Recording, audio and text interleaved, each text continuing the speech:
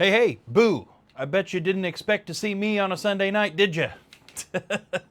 Welcome to another episode of Midnight Quest, where Sundays are usually a painting night, but not tonight. Oh no. We had kind of a medical emergency earlier today involving Savannah, and while she is completely fine, she was not feeling up to doing a painting stream tonight, so we are here to play another quest. Yes, indeed. And hello to both Gohan and Justin, who are already here. Good to see both you guys. Gohan, I'm sure you saw this, but I threw you a link to a new Discord server we just started for Midnight Quest. So if you're interested in joining that, definitely get in there. Thank you. Yes, she is fine now. I'm not sure how much detail she would want me to go into as far as what happened, but it's a thing she used to have happen to her pretty often that has not happened for a long time. Suddenly happened again tonight. Quick ER trip just to make sure everything was okay. She is fine, but she wants to rest. Understandably so. So we're here doing a quest.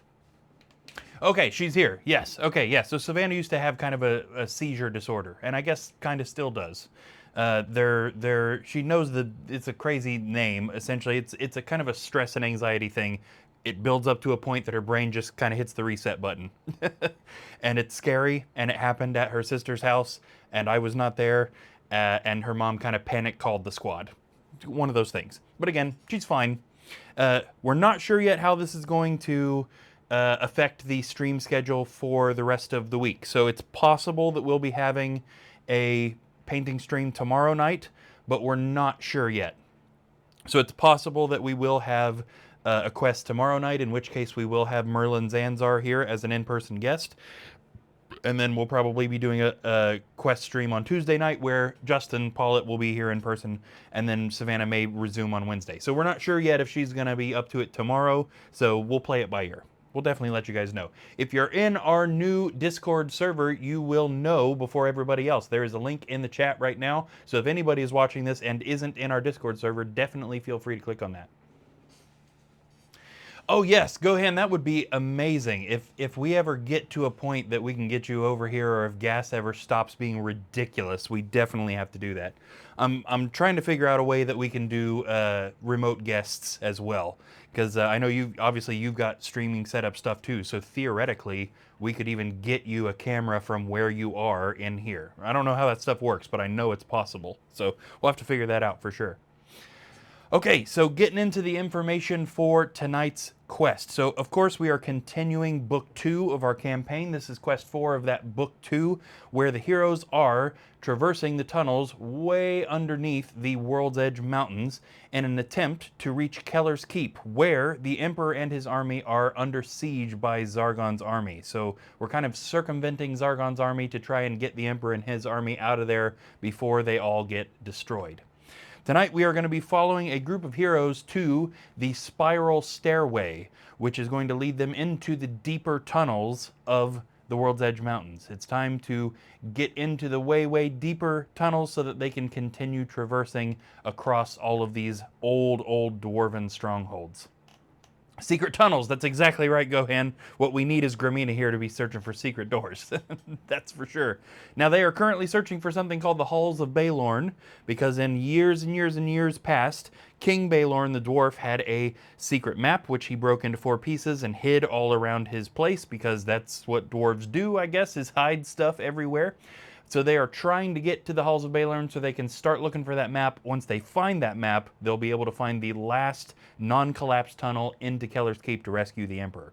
So we definitely got to get on that. As always, if you are hanging out in the stream tonight, don't be afraid to throw something in the chat so that I know you're there. We always have fantastic conversation going on in these chats. As you can see, we've already got lots and lots of chatters going on, which is awesome. Justin and Gohan and Savannah will probably at some point end up with Bohemius and maybe Merlin in here.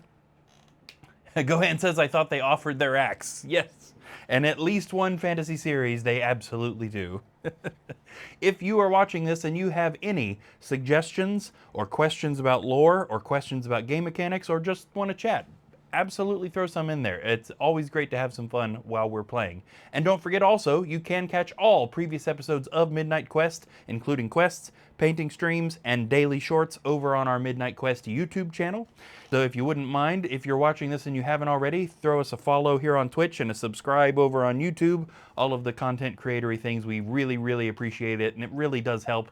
And we super appreciate everybody who has done all that stuff already. Thank you guys. Justin says you can set up the face cams in Discord as a source in OBS to get the remote face. Okay, see, I knew there was a way to do it. I just wasn't 100% sure how exactly it worked.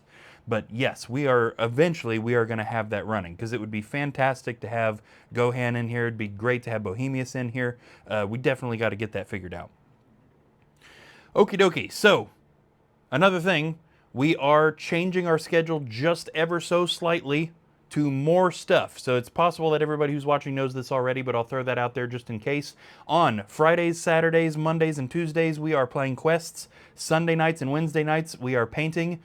Normally, this is a weird night, because this should be a paint stream, which was leaving us only Thursday night as a night off. But starting this week, we are going to start trying Thursday night streams as well, which are going to serve as administrative slash creative slash brainstorming streams. So if you're interested in seeing some of the behind the scenes about how all this works and offering your suggestions on making things as good as they can be, definitely tune in on Thursdays. And if it's working, we're going to keep on doing that. And we will be here at midnight every single night of the week doing Hero Quest stuff, which I'm super excited about.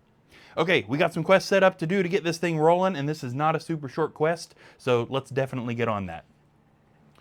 As always, the first thing that we need to do is pick the heroes that are going on this quest. We have 11 heroes in the ranks, but only 4 can go on a quest. So we've got these Beatles cards here, which line up with a character randomizer sheet on the wall behind me. So these cards are going to help us pick the 4 heroes that are going on tonight's quest. Our first hero is Sir Ragnar. Where is he at?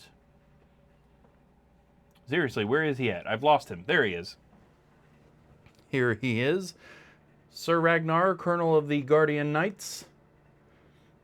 Went on a quest a few nights ago when Justin Pollitt was here in person. Our second hero is the 4 of Diamonds, which is Tiaga the Warlock. I believe she was also on Justin's quest. We're getting just about the same team so far. Here is Tiaga the Warlock. She is short but extremely dangerous.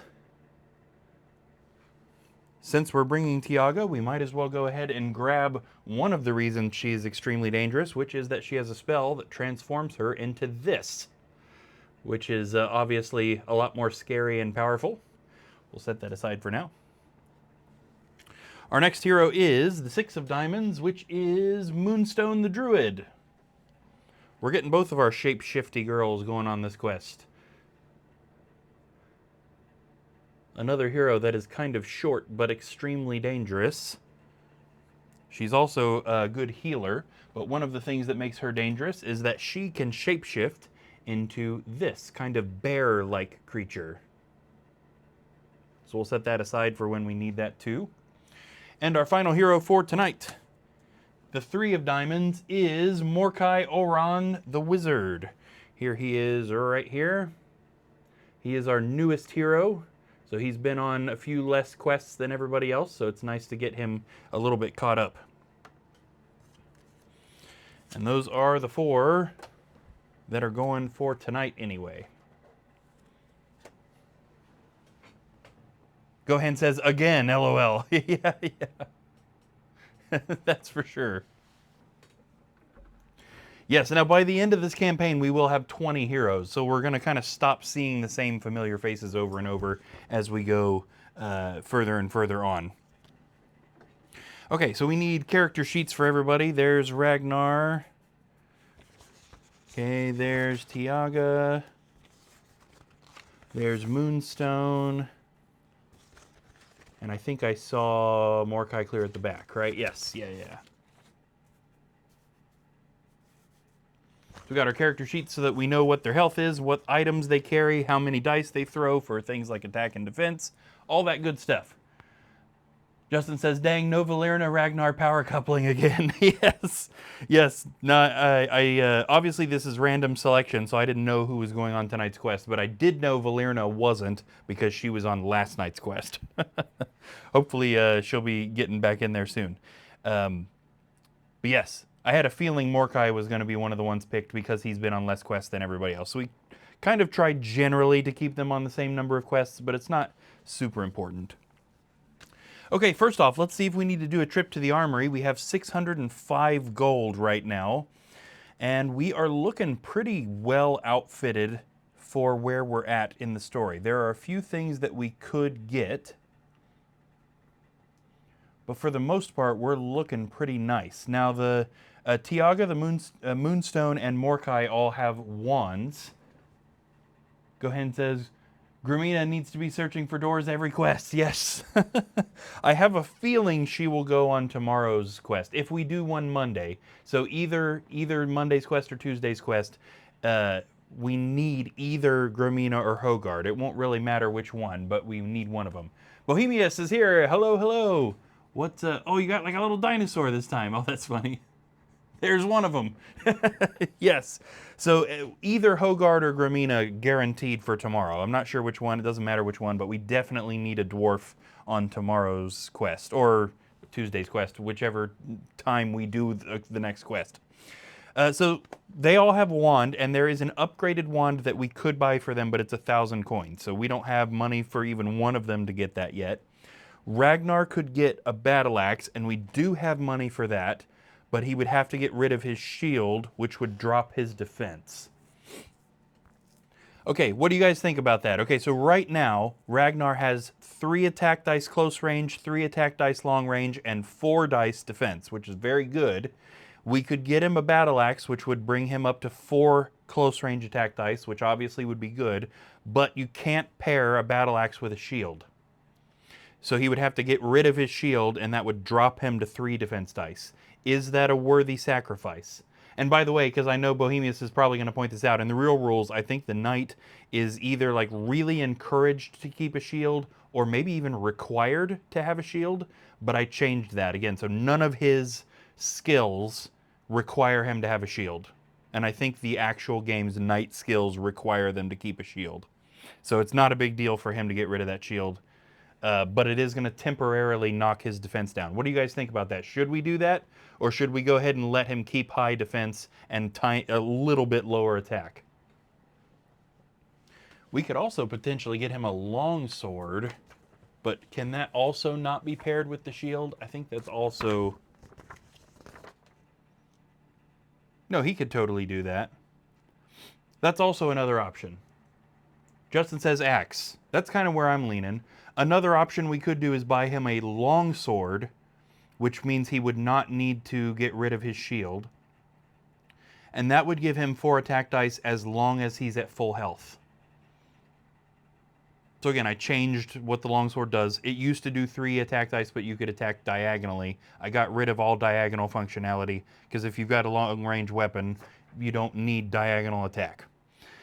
So we kind of did the rapier and the longsword ended up kind of being like the master sword in Zelda. If you're at full health, it does some extra stuff. I'm kind of leaning toward axe too. Anybody else got any suggestions on that? Do we do the battle axe and nerf his defense a little bit?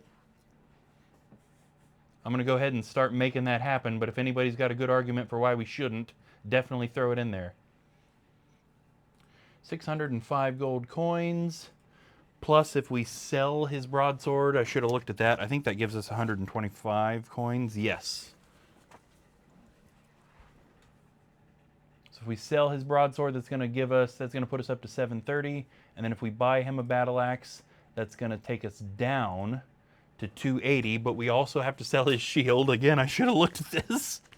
I don't know what that's going to give us 75 coins if we sell the shield. No other votes. Big old axe to accent his muscles to further impress his lady. Yes, agreed. I'm always a big fan of high attack too. And we've got plenty of body points. You know, one of the big things that we changed about Hero Quest rules was giving people more body points. So honestly, I think having a little less defense is okay.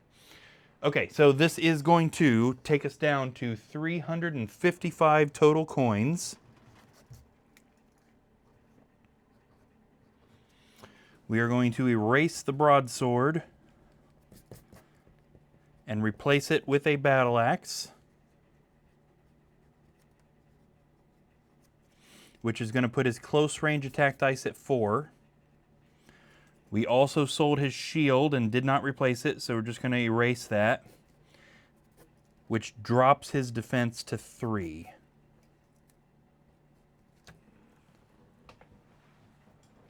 Justin says, can't be attacked by monsters if they're dead.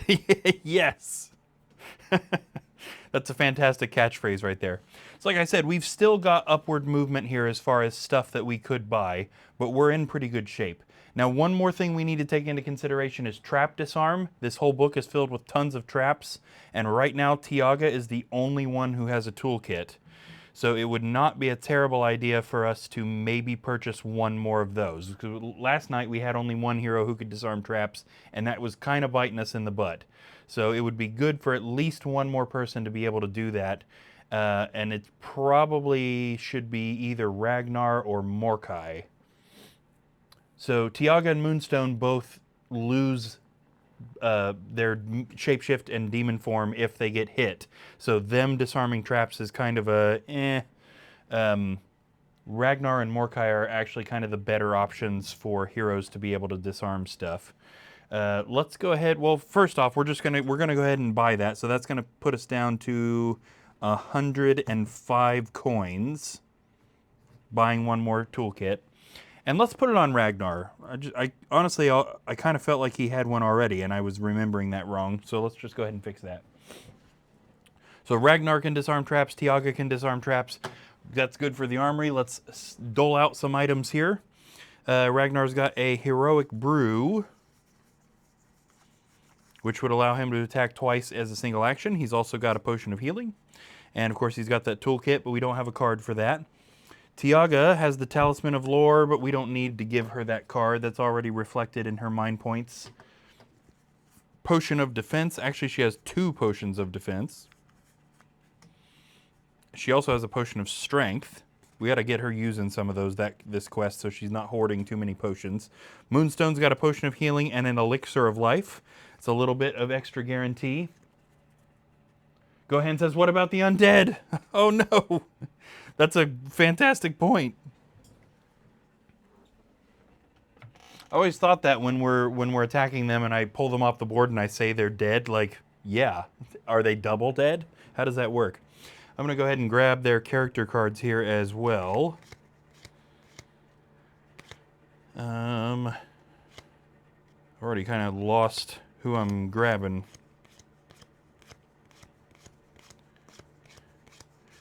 Where are we at here?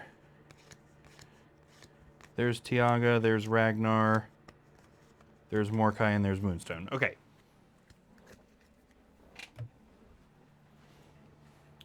Justin says, more research is required on that one. Yeah. Okay, so we got Ragnar, then Tiaga, then Moonstone, then Mordecai. Okay, let's get spells and skills laid out, and then we are ready to start. Okay, so Ragnar gets his 3 knight skills. This is Concentrated Attack, Imperial Training, and Rallying Call. These are skills that he has to choose to use in certain situations that give him various buffs. We will cover what those do in detail when/if he uses them. Tiaga gets some spells, and she's still only getting the 3 regular Warlock spells, so we don't need to worry about anything random for her. So she gets Dark Wings, Demon Form, and Fear as spells. Again, we will cover what those do when/if she uses them, so that we're not doing too much exposition in the setup. Moonstone gets 4 spells. Now, 3 of them are going to be her Druid spells, the ones she always gets, Pixie, Life Force, and Shapeshift. But she is also going to get a quote-unquote regular spell, which we ought to make one of the spells of protection. So she has built her skill set to the point that she can pick one spell by name rather than it being random, and she also has access to the protection spells, so we might as well give her one of those. And then Mordecai just gets the regular spells.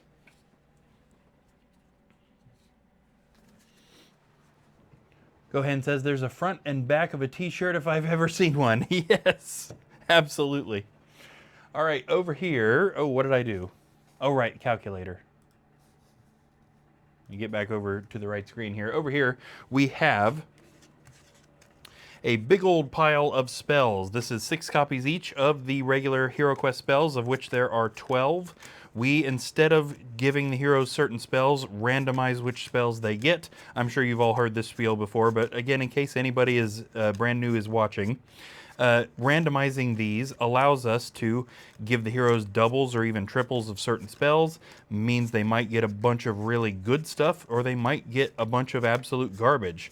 Either way, it really has a big effect on how the spellcasting heroes can interact with what's in the quest. So we're kind of shuffling and randomizing by separating these into 4 piles, and then we'll use a regular deck of cards to determine which spells come out of this. Now, the first thing we actually need to do is take a look at the Spells of Protection, which is something that Moonstone has. Take a look at this. Good old early 90s classic HeroQuest art on the Spells of Protection, because they had not released the new Wizards of Morcar expansion when I made these. So we have 3 spells here: Invisibility, Dispel, and Wall of Stone.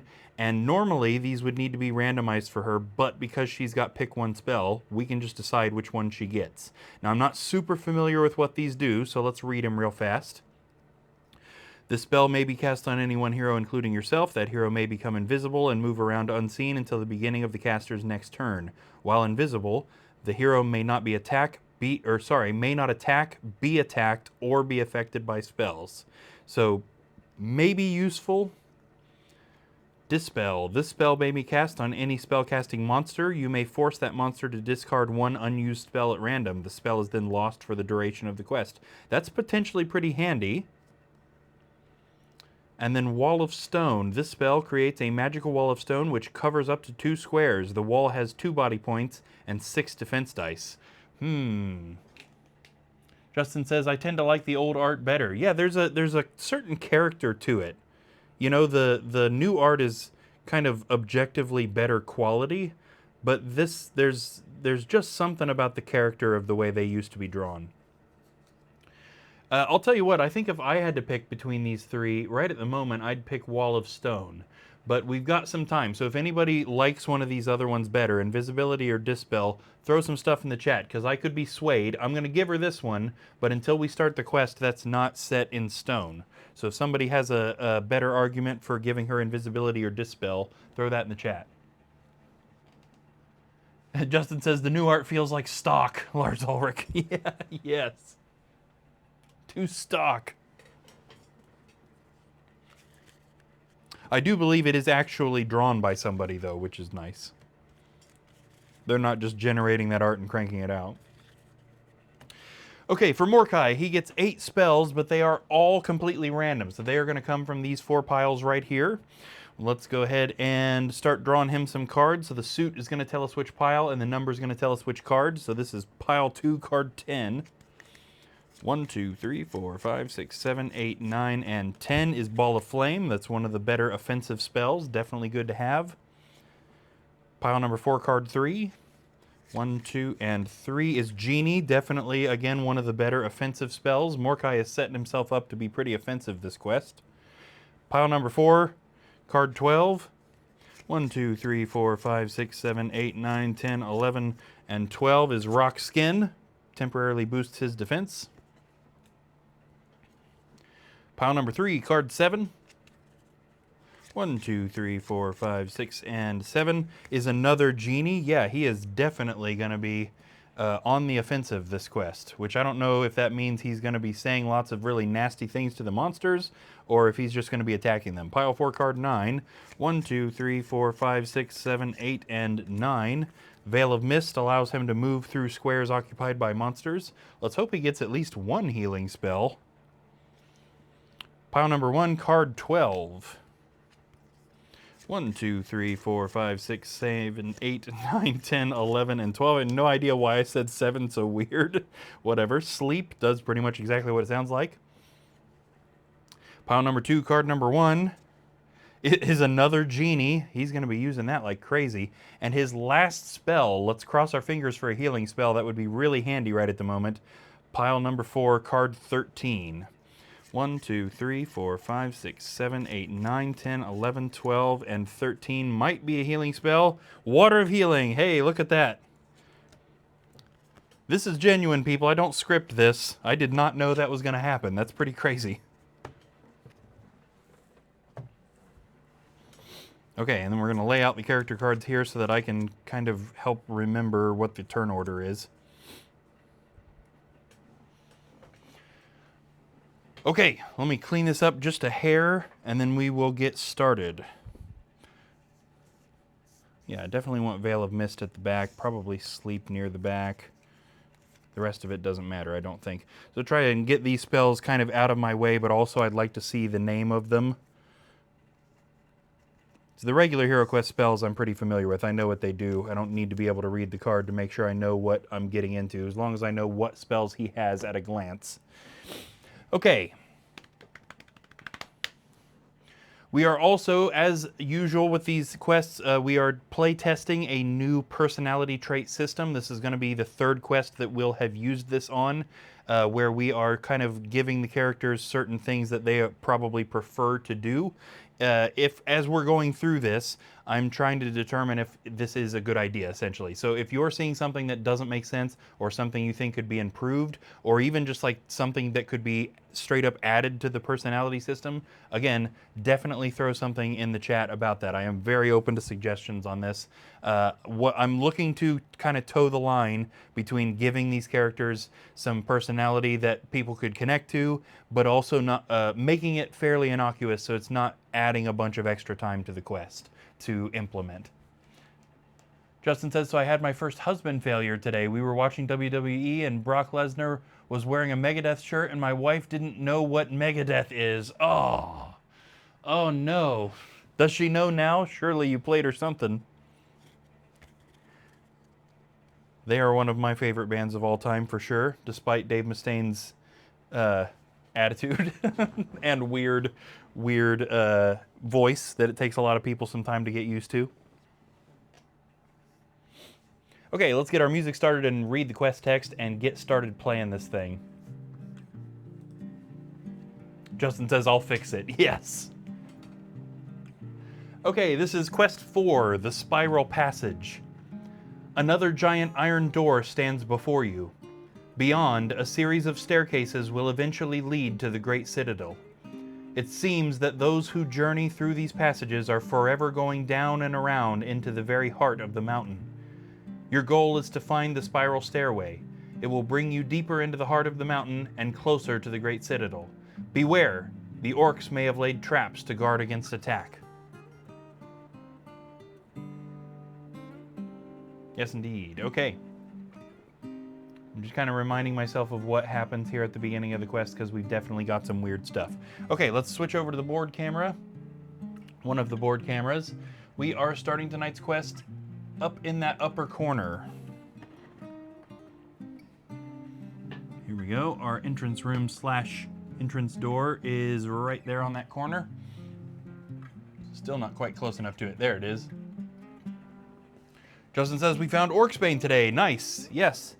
That is a handy item if you've got the right hero to wield it, that's for sure. I've just got it in somebody's inventory.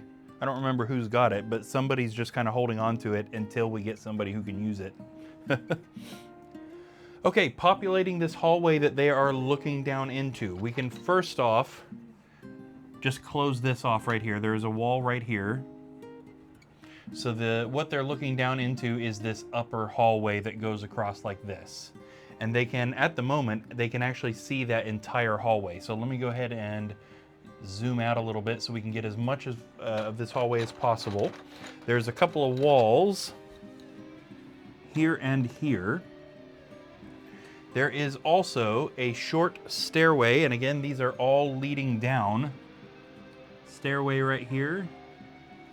Now, obviously, the board is flat, and the tiles are cardstock, so use your imagination a little bit that this is an upper level that goes down a little bit starting after that staircase. Justin says, took nearly 3 hours to get out of that castle. Dice were not behaving. Oh, I bet. I bet.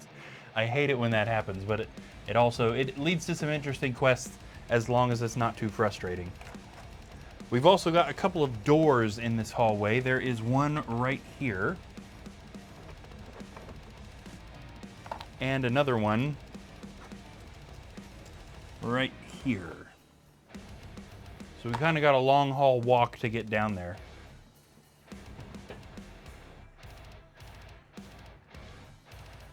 Okay, let's see what kind of searching we need to do before that we can get started. Ragnar likes to search for treasure. You can't search for treasure in a hallway, so we are essentially treating this as equal. Ragnar, is he going to search for traps, search for secret doors, or move down the hallway? He is going to search for secret doors first. Okay, now this is a big area, but heroes in this land are born with something called a warrior sense, which means they can focus their energy to detect things like traps and secret passageways without having to physically walk up and down the whole thing to check it, or at least that's the lore reason we're giving to that game mechanic. Bohemia says Orcsbane is very strong with the Avalon Hill rules for multiple attacks. Yes, absolutely. Gives them a pretty high chance of taking an orc out, that is for sure. Okay, so no secret doors in that hallway, and this is from the corner that we're looking at all the way to the other corner of the board, which is not currently on camera. No secret doors here. Second action for Ragnar, traps or move. He's just gonna move. Pretty good move there too. If you are new here, if you direct your attention to the bottom left corner of your screen, you will see a dice cam there, so you can keep track of what dice are being rolled and keep me on track if I've messed something up. Ragnar is going 1, 2, 3, 4, 5. He is off camera. There we go. 6, 7, 8, 9, and 10. Almost reaching that first staircase. Back over here, Tiaga the Warlock. Is she searching for traps, casting demon form, or moving? Does she have anything? No, she is equal in searching. She is just going to start her turn by moving. And she's going a pretty good distance as well. 1, 2, 3, 4, 5, 6, 7, 8, 9. I know we moved her off camera. I'll show you where she ended up, right behind Ragnar, right there. With her second action, traps or demon form. She's going for traps. She's saving that demon form, which is a smart move. In this hallway, again, from corner all the way to the other corner that we cannot see, no traps that I'm allowed to tell you about. Moonstone the Druid. Right here. Is she going to cast shapeshift, or move? She's gonna move. 11. 1, 2, 3, 4, 5, 6, 7, 8, 9, 10, 11. Again, I know we moved her off camera. She did make it to the stairs. She's actually right in front of Ragnar. Right there. I can't reach this side of the board very well, so the characters are not quite where they are. Now, she has a second action left. Is she gonna cast her shapeshift spell? Yes, she is. Okay. Yeah, I think most players probably would. Fair enough. Okay, here's what her shapeshift spell is all about. The card looks like this. Shapeshift grants you 1 extra defense dice and 1 extra attack dice, close range only. The spell is broken as soon as you suffer 1 body point of damage, but you regain this spell when your body points return to their maximum number. So if she heals herself after she's lost the spell, she can kind of get it back. We're gonna go ahead and switch her mini out for the bear mini.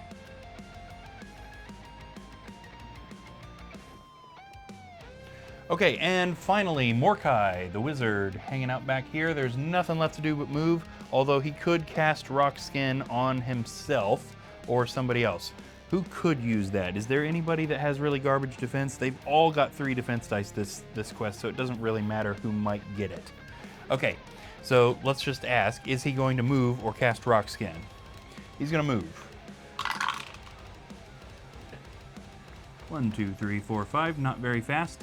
But he is within sight of all the heroes. Is he going to cast Rock Skin or save it? He is going to cast it. Which hero is he going to cast it on? Because he could do it on himself or on any of those heroes that he can see. He is actually going to cast it on Ragnar. Interesting. That's what the random card said that they were going to do. So Mordecai casts Rock Skin. This spell may be cast on any one hero in your line of sight, including yourself. The hero may use 1 extra defense dice when being attacked. The spell is broken when the hero suffers 1 body point of damage. So Ragnar is going to be temporarily boosted back up to 4 defense dice unless he gets hit with anything. However, it is the monster's turn, and though we have no monsters on the board, the heroes have unfortunately set off a trap that they couldn't have possibly found if they searched. Let's read what happens with this. When the last hero passes the square marked A, which by the way is right here. Now I would have triggered this earlier, but I knew Mordecai wasn't moving much past it, so it didn't matter. A giant stone boulder will fall from the ceiling. Place the stone boulder on the square marked A. We're kind of doing an Indiana Jones here. Pretend that boulder is very big. That tile makes it look kind of small. On all subsequent monsters' turns, roll 2 red dice to see how far down the corridor the boulder rolls. The boulder will eventually crash into the wall at the end of the passage on the corner square. The passage will then be blocked for the rest of the quest. Each hero hit by the boulder rolls 5 combat dice and loses 1 body point for each skull rolled. The heroes cannot defend this. The boulder obviously cannot be searched for or disarmed. So this is definitely bad news for them because that boulder is just about guaranteed to hit all of them at least once. Actually, I don't think they can get past it unless they use the pass-through rock spell, which none of them have. So it's probably just going to hit them all once and then continue on. So here is the boulder's first roll. 8. Yeah, it's going to hit all of them, isn't it? 1, 2, 3, 4, 5, 6, 7, 8. Okay, so it can't occupy the same space as any heroes. So on this first turn, it actually only hit Mordecai. Let's go ahead and roll him some dice. See how many skulls we get. 5 dice. Hit Mordecai for 2 damage. Dropping him to 8 body points. Ouch.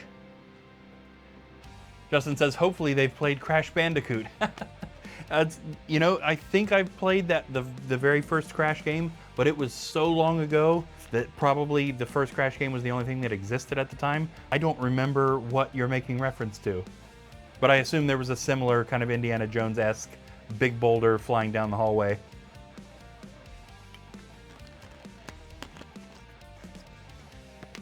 I did, as a kid, get to see that show at Disney World when they were still doing that stunt. The big boulder rolling down and the actor had to get out of the way. I think they just recently removed that because it hurt somebody. There was a video of that online going around. The boulder fell off its track and went out into the audience or something like that. Justin says, yeah, running away from the boulder, absolutely. Okay, so this is gonna slow Mordecai down a little bit because he can't move beyond that boulder on his turn. But the rest of these guys need to hope that they roll really high so that they can run into one of those rooms down at the other end of the hallway. And that's going to be a tall order. What do we need to get? 1, 2, 3, 4, 5, 6, 7, 8. So yeah, we're talking high end of rolling the dice for, even Moonstone, who is the closest one. Okay, Ragnar, right in the middle of that pack. 4. Well, he's not super concerned, apparently. 1, 2, 3, 4. That's annoying. He's almost surely going to get hit on the next turn. Tiaga the Warlock. Now, she knows it would be done to cast Demon Form now, because if that boulder hits her, and it's probably going to, she's probably losing that Demon Form. So let's not even give her the option. I don't know any player that would intentionally go for that right at the moment. 1, 2, 3, 4, 5, 6, 7, 8, 9. That was a good roll, but still didn't quite get her out of the way. Moonstone the Druid stands the most to lose right at the moment and still didn't quite make it. 1, 2, 3, 4, 5, 6, and she can't move her 7th roll because Tiaga is there. And then Mordecai. Do we even need to roll him? No, he can only possibly move 2, and we don't need to roll the dice for that. We're guaranteed at least 2. And there is nothing further that he can do about that boulder or for the heroes that are beyond it. So we are back to the boulder's turn. And I don't know if we can make the Shrek reference about this being a nice boulder, because it's not doing very nice things. So potentially it's kind of a nasty boulder. Bohemia says that's how Disney does rock and roll. Yeah, that's right. 8 spaces that big boulder is gonna roll. 1, 2, 3, 4, 5, 6, 7, 8. Ouch. So it hit Ragnar, but very luckily it missed the 2 girls down there. So let's roll our 5 dice to see how bad it hit Ragnar. This is probably going to destroy that rock skin spell unless he somehow managed to get out of the way of it. Nope, it hit him for 3. So the rock skin spell is immediately wasted. And he, 1, 2, 3, is dropped to 8 body points. Ouch. I'm glad it didn't hit the 2 girls at the end, though. I really figured that there was no chance that any of them get out of the way of this. Now, unfortunately, this does mean they're going to have to rush into that blue room without searching it for traps, or they're basically guaranteeing themselves getting hit on the next turn. Okay, it is Ragnar's turn, and just like Mordecai last time, he can't really do much other than just move up to behind the boulder. He can't do anything else about it, and there's nothing more to be searched in this hallway. So we'll just kind of continue on down there. Okay, Tiaga. Yes. Let's see how much she rolls, because also, clear at the end of the hallway, let me switch cameras and show you over here. Clear at the end of this hallway, this is also open. So she doesn't have to go into a room necessarily if she rolls high enough to get all the way down there. 9. 1, 2, 3, 4, 5, 6, 7, 8, 9. She would. So I guess we need to ask randomly, what is she going for? Is she going for the door into the blue room? Is she going for the door into this brown room? Or is she going to try and get into the other hallway? Either way, she's getting out of the way of the boulder. But which of those options is she going for? She is going to go for the kind of brown room here. 1, 2, 3, 4, and 5. Opening the door into this room, she determines no further doors, no furniture, but we do have 2 mountain goblins. Now these guys are just regular old Hero Quest goblins here. We got 1 right there and 1 right there. We've also got a swamp orc. Now swamp monsters are mostly blind, so they don't defend very well, but they do attack very hard, because when you're blind, you swing your weapon pretty wildly, so you don't want to get hit by that thing. Also in the corner is a Wasteland Fimmer. And this is just kind of the normal Hero Quest Fimmer, good old classic Fimmer stats. Ignore the terrible 12-year-old paint job that I did decades ago. That's where we're at in that room right now. So Tiaga needs to go in there to definitely avoid getting hit by the boulder. So we kind of need to determine where should she go. We don't want her to get surrounded, so probably this corner is her best bet. It involves her stepping on the least potentially trapped squares, so that she doesn't have to go clear down here or anything like that. And it determines, because if she stands here, she's going to get hit by 3 monsters pretty much no matter what. So let's go ahead and do that for her. 1, 2, 3, 4, 5, 6, 7, 8. She makes it into the corner. And she does have another action. So let's see, what's her personality determined? She actually has a vendetta against goblins, but she does prefer to do trap search. I think the vendetta trumps that. So we're definitely going to be attacking that goblin that's right in front of her. Now it is diagonal from her, so this is a long range attack. Tiaga sends a blast of energy from her oak wand at the mountain goblin, hitting it with a 1, and it does not block. So she takes it out.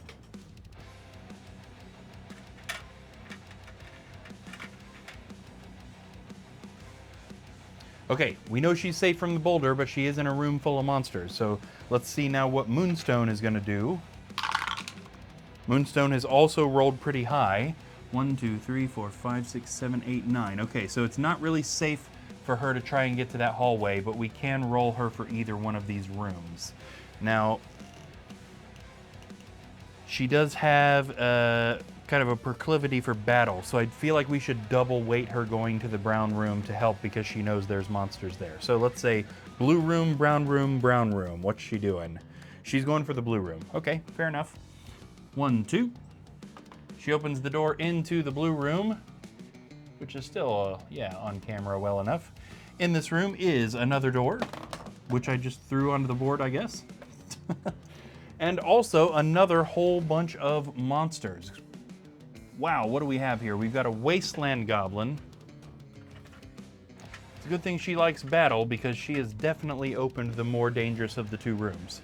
Wasteland goblin, 2 goblin archers.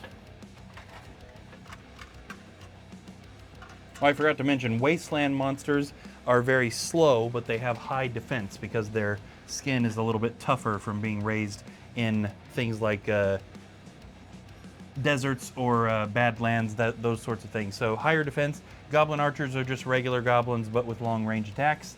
We also have in this room 2 deep orcs. Now, deep monsters are from the deepest depths of the tunnels. They are completely blind, making them very slow movers. But if you're going to survive the deepest depths, you got to be tough. So again, higher attack. You do not want to be attacked by a deep monster. That's a pretty neat room right there. We got mostly classic monsters in there. Okay, now it's normally we would ask her if she wants to search for traps, but she doesn't really have time for that. She's guaranteed to get hit by that boulder just about. 99% chance she's going to get hit by that boulder if she doesn't walk in there. And like I said, she's got the proclivity for battle anyway, so the trap search probably wasn't high on her agenda. She does not have any sort of vendetta, so I think the smartest thing for her, again, let's go in the corner, but she does attack better at close range. So let's actually take her to this corner, that way she can close range attack at that goblin. Luckily, none of those squares are trapped. But since she's at close range, she is throwing 3 dice. She swings her claws at that goblin archer, hitting it with a 1, which it does not defend. Nice. Oh, that was the boomerang guy. For some reason, I like these little boomerang goblins. There are 2 types of goblin archers, the ones that have the boomerang and the one that have like a little bomb or something. And I prefer the boomerang guys. I think it's kind of funny to think of a monster throwing a boomerang at a bear, theoretically. Okay, back. Let's see. Justin says, do the deep monsters have deep thoughts? Something that mind blow the mindset of the other monsters wide open. We have to assume so. I don't know. Do you speak goblin language? What do they talk about? I have no idea. Okay, Mordecai the Wizard, who is hanging behind the group because he got stuck behind the boulder on that last turn. He also won't be able to move beyond it now, but at least he can move a little bit longer. 1, 2, 3, 4, 5, 6, and 7. That's actually kind of funny. He moved exactly up to where he would have had to stop. Okay, Boulder's turn. Well, it's the monster's turn, but let's do the boulder first because that'll be easy. It shouldn't hit anybody else because it can't go into the rooms. It's just headed down to that corner. Oh, and it's not moving very fast.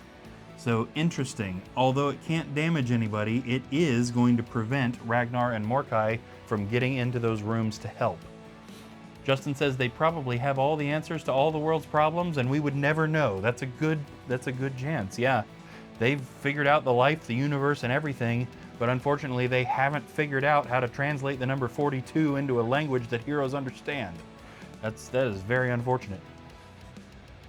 It is Ragnar's turn, so let's just do the only thing that he can do.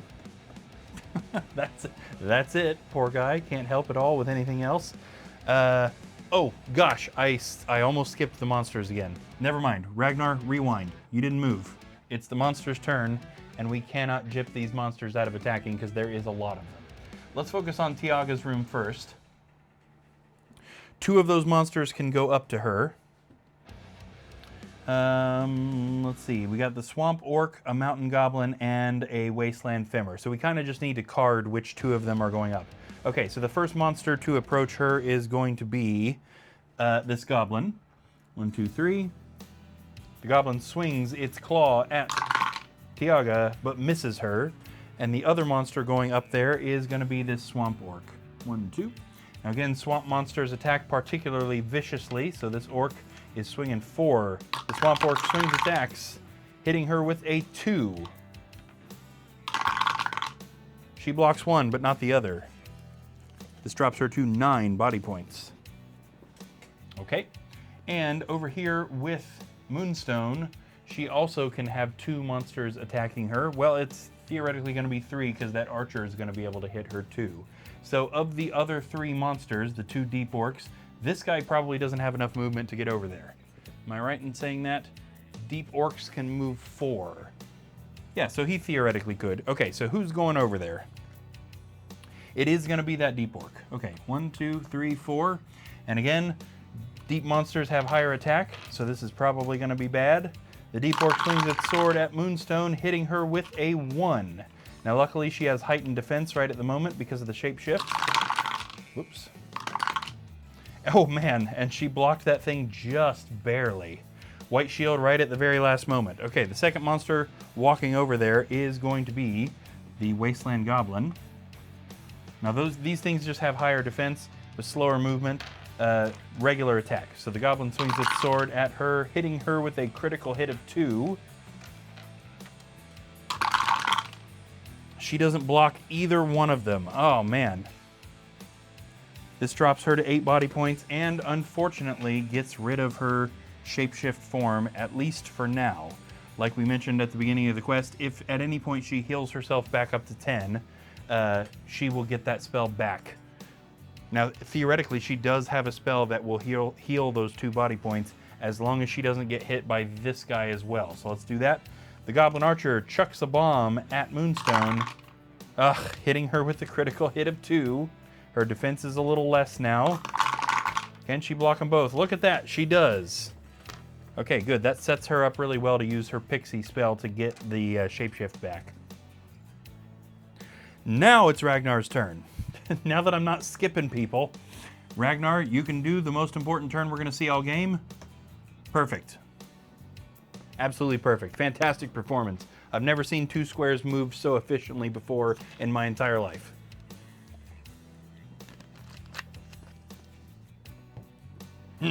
Okay, Tiaga. In the corner. Now is probably a good time for that demon form. I don't know anybody who wouldn't go ahead and do that. So let's go ahead and start her off by casting her demon form spell, which looks like this. The Warlock ignores pit traps and may roll 1 extra attack dice for close and long range attacks. The spell is broken when the Warlock suffers 1 body point of damage. Regain the spell when you reduce a monster's body points to 0. So it's a big benefit. It's easy for her to lose it, but it's also very easy for her to get it back. There's pretty much no reason not to be in demon form 99% of every quest. Big scary demon. None of those monsters were expecting that. That is for sure. Bohemia says, do you follow the world of homebrew quests from the community? A little bit. I haven't looked too much into a lot of them, but I know about, of course, the Durag Doll quests. I know about Sunday Quest. Then there's Ash Quest too, right? Now, I don't remember exactly what Ash Quest is. Does he make his own, or is that just like a channel or something? So a little bit, but not particularly well. Now again, Tiaga's got a vendetta against goblins, so normally we would be drawing cards to determine which one of those monsters she's going to attack, but she's definitely going to be getting rid of the goblins first because of her personality chart.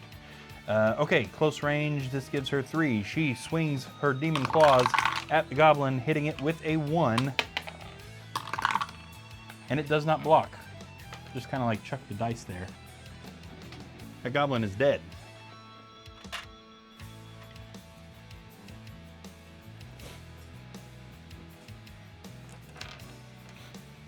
I've never ordered any of the Sunday Quest stuff, but I've always been particularly impressed by the number of things that I think the guy that created his name is Giles, right? And he is cranking that stuff out. I mean, he's got to have 20 quest books, if not more, at this point. 20 books of quests, which is just fantastic that he's been able to. I hope he makes a living off doing that. That would be a fantastic way to make a living. Tiaga cast a spell and attack. So we are now at Moonstone. And I think we ought to go ahead and start her off. Now, while she's got a really good opportunity to do so, she is going to cast her pixie spell. So let's go ahead. That looks like this. This spell conjures a pixie who can do one of the following: restore up to 2 lost body points, which is what we're going to do, or reveal all traps and secret doors in any room or corridor in your line of sight. So we are going to go ahead and restore those 2 body points that she lost. taking her back up to her maximum of 10, which, excuse me, gives her her shapeshift spell back. Now, it doesn't transform her again. She still has to cast that spell, but she's got the spell back in her repertoire. So even if she loses body points now, she'll still be able to cast it again on the next turn. And she can still attack. Now, which of those monsters is she gonna attack? Because the deep orc would probably be a good idea for her to get rid of, but nothing is really a wrong answer here. Yes, she is gonna go ahead and attack that deep orc.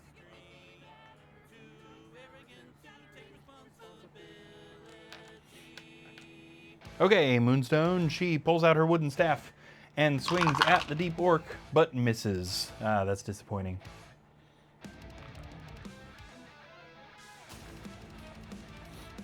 I'm always curious to see what other people have come up with that sort of stuff, Bohemius. Have you ever written quests yourself? That'd be really neat to see that sort of stuff. I feel like the community has had so much experience writing quests since we had such a long spell of nobody had anything new, and all we had was the Milton Bradley stuff that had come out, that a lot of the people that are out there making homebrew stuff have a better idea of what feels HeroQuesty, if you will, than the people that work at Avalon Hill do. There's some homebrew content out there that I think is a little bit better designed than any of the new quests we've gotten since Avalon Hill brought HeroQuest back. Which to be clear, again, whenever I say something like that, I always want to follow it up with, I am very, very glad that Avalon Hill is doing this, and regardless of how I feel about the quality of the things they put out and whether or not the quests are designed as good as they could have been, I am still very, very glad that they're doing it, and I do not want them to stop doing it. So if anybody, on this tiny 1% chance that anybody from Avalon Hill is watching this, keep doing what you're doing. It's fantastic that HeroQuest is back. I love it. Everybody loves it. Keep doing it. Okay, Mordecai the Wizard. Up here, he is just like barely off camera. Is he on the other camera? Yeah, he is. We don't need to roll him. 1, 2. Moving along there. Justin says, I'm kind of torn on how big I want HeroQuest to be. I'd like it to be more well known, but I know how Hasbro is, and they would start messing it up if it got too popular. Yeah, probably absolutely right. Bohemian says, today the author of Mound of the Beastman, a notorious fan quest from 2013, released a sequel and is planned to do a trilogy. I saw that. Now, I did not know about it prior, but that's funny. I don't remember which group I saw that in, but I actually saw that announcement. And I remember it because it mentioned the first one. Don't play this new one unless you've played this first one. And that's really neat. Justin says they're messing up D&D bad, turning it into a live service game. Yeah, that sounds about right. And I'll be honest too about a lot of the new stuff that they're putting in. I've still been in question about some of the monsters that they've put in, about whether or not I will use them. A lot of the stuff from Jungles of Delthrak, I struggle to find it HeroQuesty in my own personal opinion, if you know what I mean. Like the giant ape. Am I going to use a giant ape or a giant spider or a giant serpent? I don't know yet. And there's a part of me that kind of wishes they would stop doing that, but at the same time, I know they're not going to. It doesn't make any business sense to stop doing that. People are going to lose interest if they're not adding new ideas and new types of monsters and stuff. So it's like the little bit of like obsessive compulsive and the little bit of maybe autism that I've got is like kind of wishing like, okay, it's fine, stop. I've got everything that we need to do the stuff with this bit. Stop adding stuff. But on the other hand, like, I know they're not gonna stop adding stuff. Okay, the roll I just made, which I made without telling you what it was, is for the boulder. This is probably gonna get us to the end of the hallway. Yeah, we can see the end of the hallway on this camera. 1, 2, 3, 4, 5, 6, 7, 8. So the boulder hits the end of the wall, crashing against it and crumbling to pieces, now serving just as a wall blocking off that corridor.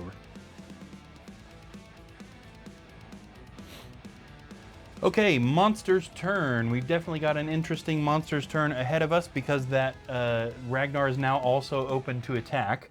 Let's take care of Tiaga first because it's going to be the easiest room to take care of. So probably both of those monsters are going to go for her. So let's take care of the Swamp Orc first. The Swamp Orc swings its axe at the demon form Tiaga. hitting her with a 2. Which she does not defend. I don't know that it's worth her using Dark Wings quite yet in the quest. This drops her to 7 points and also loses her the demon form temporarily though, because again, all she has to do is successfully kill one single monster and she gets that spell back. Super easy to get that back. So I'm not too concerned about it being gone at the moment. That Wasteland Femur, how much do Wasteland Femurs move? Only 4, so it doesn't make sense for it to go out in the hallway after Ragnar. It can attack if it goes after Tiaga, so let's move that up to her. The Wasteland Femur swings what used to be attacks, but appears now to just be a fist at Tiaga, hitting her with a 1. And she doesn't defend that one either. Boy, she was not ready for the attacks this turn. This drops her to 6. Bohemia says Sunday Quest, it's called that way because Giles is posting the quest every weekend on Facebook. The books are on Amazon, but the files are public and free to download. That's the way to go. He's just kind of giving it out. I imagine he's probably run into a legal thing, surely, with whether or not he's allowed to make a certain amount of money off of that stuff. That's got to be kind of a gray area as to whether or not he's stealing intellectual property to make money off of that. But if he's making enough money to make a living, that sure would be, again, a fantastic way to make a living. And, I mean, to be blunt, Avalon Hill probably ought to be thinking about consulting him, maybe, for some quests, because he's obviously got a lot of experience in designing quests that work well. Okay, over in Moonstone's room, we've got a whole mess of monsters, plus some of these guys, or at least one of these guys, ought to be out there to go get Ragnar. Now, deep monsters, which both of these orcs are, do not move very fast, so it probably makes the most sense for the guy who was attacking Moonstone to go out and attack Ragnar, and then this guy can replace that guy attacking Moonstone. So let's do that. 1, 2, and 3. The deep orc attacks Sir Ragnar, hitting him, ouch, with a 3. Ragnar does defend 2 of those, but takes 1 hit, dropping him to 7. Okay, Wasteland Goblin on Moonstone the Druid swings its sword, hitting her with the critical hit of 2. Ouch. She blocks 1, but not the other. They are not real good with healing on this quest. I hope this does not end badly for them. This drops her to 9 body points. Also, 1, 2, 3. This deep orc attacks her with its sword, hitting her with a 1. At least that one wasn't so bad, which she blocks. Good. Finally, the goblin archer in the corner chucks the bomb at Moonstone, hitting her with a critical hit of 2. She blocks 1, but not the other. The dice are not on the hero's side for the beginning of this quest. This is going to drop her to 8. She's got a healing spell and a potion of healing. I guess Ragnar's got a potion of healing. And then, of course, Mordecai has that water of healing. But once those are up, that's it. Okie dokie. That is it for the monster's turn. We have definitely got some scary stuff going on the monster's turn. So, let's get back to the heroes. We are now at Ragnar, who is newly in combat with that deep orc. So he pulls out his brand new shiny battle axe and takes a swing at the deep orc, hitting it with a 3, which for an orc is a skilled strike, making that guy super dead. By the way, just in case any brand new viewers are watching, a skilled strike is what happens when a hero rolls a number of skulls that a monster couldn't possibly defend. So in that case, those orcs only defend with 2 dice, so even if it got a black shield on both dice, it would still take that 3rd body point of damage, which would kill it. Which I guess would only be 1 body point of damage. Hopefully that made sense. I always go into those explanations pretty confident that I know what I'm talking about, and then by the time I finish talking, I'm hoping desperately that I made any sort of sense at all. Second action for Ragnar, he might as well get moving. Where is he going to go? So Moonstone is definitely in more dire straits than Tiaga is. But Tiaga is fighting harder monsters. So let's card it. Is he going to go to the blue room or the brown room? He is going to go to the brown room. 1, 2, 3, 4, 5, 6, and 7. We'll go ahead and just stick him right there.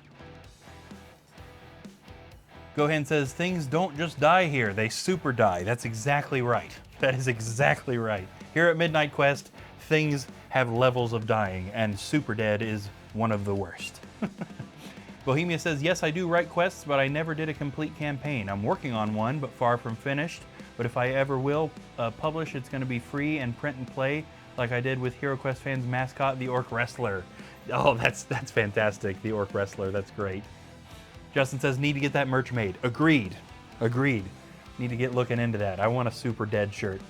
A few years ago, I stopped wearing shirts with logos of anything on them just to not stand out too much. But I'd wear some Midnight Quest merch. I don't know if does that make me tacky that I wear my own merch? I don't care. If it's neat, I'm gonna wear it. Love to see some weird looks I get for wearing a shirt that says super dead on it too. All right, that is Ragnar's turn. That takes us to Tiaga the Warlock, who is in the corner. She has lost her demon form, but she could pretty easily get it back if she could get rid of one of these monsters. It is way easier for her to get rid of the Swamp Orc than the Femur, so let's go ahead and have her attack that guy. Yeah, there's nothing saying that she wouldn't go ahead and do that. She pulls out her wooden staff and takes a swing at the Swamp Orc, hitting it with a 1. Now, Swamp Orcs have high attack but bad defense, so it does not block the attack, meaning it is dead. And also, she regains the ability to cast her demon form spell as she kind of consumes the essence of that Swamp Orc. With her second action, now she could go ahead and cast the demon form, but that would be dumb because chances are that Femur is going to hit her again on this next turn and she would just lose it again. So that's no fun. We should go ahead and have her do something search-wise in this room. And she doesn't have a particular search preference, so is it going to be traps or secret doors? She's going to go for traps in this room, and there are none. Justin says, I loved our jokes about me wearing a Right Way shirts to the shows. Yes. Yes. I kind of had a show shirt for Right Way and also for Bio, and then for planned after winter performance, we would have had the same thing. I like to stay cool on those, so I had a shirt that I had ripped the sleeves off of and kind of ripped the collar off of so that I could stay cooler. But I've always been a fan of wearing my own merch. That's never seemed tacky to me. I've always kind of taken the idea that if I won't wear it, why should anybody else wear it? If I don't even like my own stuff, why should anybody else like it? Okie dokie, that is Tiaga's 2 actions, so we are at Moonstone the Druid, who is still completely surrounded, but she did get her shapeshift spell back, so let's start her off by casting that. Now, we've already shown this to the camera. How'd I manage to do that? Okay, I've just confused myself hardcore. I never removed the shapeshift card off of her player card down here, so I was very confused. She's going to recast Shapeshift, turning back into the bear, which will give her an extra attack dice close range and an extra defense dice just kind of generally. She's got 2 monsters there. She should probably get rid of the Deep Orc, but we'll go ahead and card it. She doesn't have any sort of vendetta against anything, so she is actually going to go for the Wasteland Goblin. Fair enough. She swings her claws at the Goblin, hitting it with a 1. Wasteland Goblins have better defense than normal, and this one, it does not help. It is dead indeed.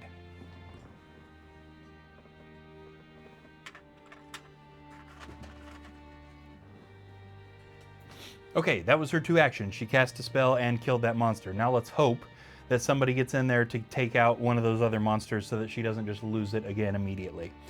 We are now at Mordecai, and in fact it does make the most sense. He is up here in the corner for him to go in there and help her since Tiaga has Ragnar. 1, 2, 3, and 4. And let's go ahead and have him attack either that Deep Orc or the Goblin Archer. Does he have any sort of... So he's got a vendetta for gargoyles and a fear of mummies. So yeah, I'd say neither thing particularly is going to hit him for this. He's going to go for the Goblin Archer. I really wish he had done the other one, but oh well. Hopefully he has a better chance of killing this. He sends a blast of energy from his Oak Wand, hitting the Goblin Archer with a 1, and the Archer does not defend, so he gets rid of it.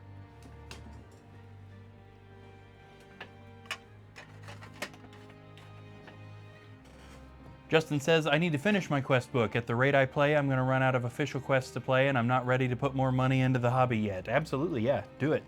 I currently have 3 quest books that I have written that are in this campaign. The only reason that I wrote those was to fill out story beats, essentially. So I compiled all of the quests that existed at the time, the official quests, into a storyline, determined what order I wanted to put them in, and kind of what the narrative was, and then where are the gaps in that narrative, and then I kind of filled those in with my own quest books. But in doing that, I also created kind of a really good randomizing system for creating quests that give me, it eliminates a lot of variables, and then once I've got those variables eliminated, I can go in there and make it make sense. That is something that we will likely be doing in Thursday streams, not immediately, but eventually, because I'm intending for a second campaign. Once this first campaign is finished, which is going to take a lot less time since we're streaming almost every night than you think. I'm looking to do a second campaign of completely custom stuff. So that will probably be, I mean, there's really no reason for that to not be streamed to the people who are interested in that and don't mind the surprises being a little bit spoiled. But so theoretically, you guys will see that system and can also help me with ideas to make it as good as it can be. Okay, that was Mordecai's 2 things, so we are now at the monster's turn, and we are looking at the only 2 monsters that are on the board right now, the Wasteland Femur and the Deep Orc. So let's start over here with the Femur. It now has 2 potential targets. Who is it swinging at? It is actually going to turn around and hit Ragnar. The Wasteland Femur sends a punch at Ragnar, but it misses, because Ragnar is a quick guy. Okay, same thing over here with this Deep Orc. It now has 2 possible targets. Who's it going for? It is going to go for Mordecai. That's funny that both of them ended up turning around. Lucky for Moonstone. The Deep Orc swings its sword at Mordecai. Ouch, hitting him with a 3. That is not a tiny hit. Mordecai blocks 1, but takes the other 2. This drops him to 6 body points. This is not a short quest, and this is not a particularly easy quest, and we have lost a lot of body points already, and we don't have very much healing. So let's hope this doesn't end badly for anybody. Okay, back to the heroes. We are now at Ragnar. Now Ragnar has some things he could do to boost his attack, excuse me, or boost the defense for both him and Tiaga, but that would probably be overkill for a single monster. Ragnar pulls out his brand new battle axe and takes a swing at the Femur, hitting it with 1. You gotta hit Femurs harder than that, man. It doesn't block the attack, but it's also not dead. Okay, this leaves him to use his other action to go ahead and search. Now they can't do treasure yet, and that's what he'd like to do, is treasure. So he's gonna go ahead and search this room for secret doors, and indeed there is one right back here. A secret door opens into this kind of greenish room, and this would unleash a whole bunch more monsters on them if there were a bunch of monsters in this room. But at the moment, the only thing that is in this room is another door.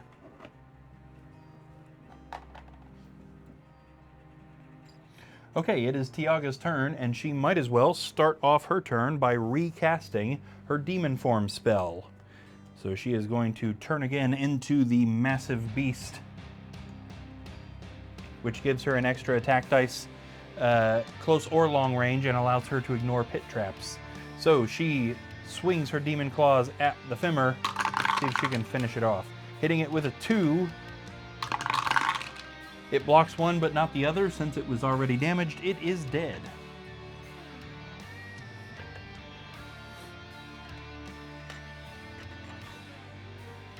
Awesome, so they've kind of figured out, now that was a spell and an attack, so she's done. This brings us over to the Druid, Moonstone, who is going to turn and attack this Orc. She swings her claws at the Deep Orc, hitting it with a 2. It does not defend. We take it out. There we go. Speaking of that theoretical second campaign, I am going to have to make a decision on whether or not I include the newer quests that have been released since I completed the first campaign. So stuff like Rise of the Dreadmoon, Jungles of Delthrak, the First Light stuff, some of the extra quests that were in Ogre Horde and Wizards of Morkar that I didn't put in. I'm not sure yet.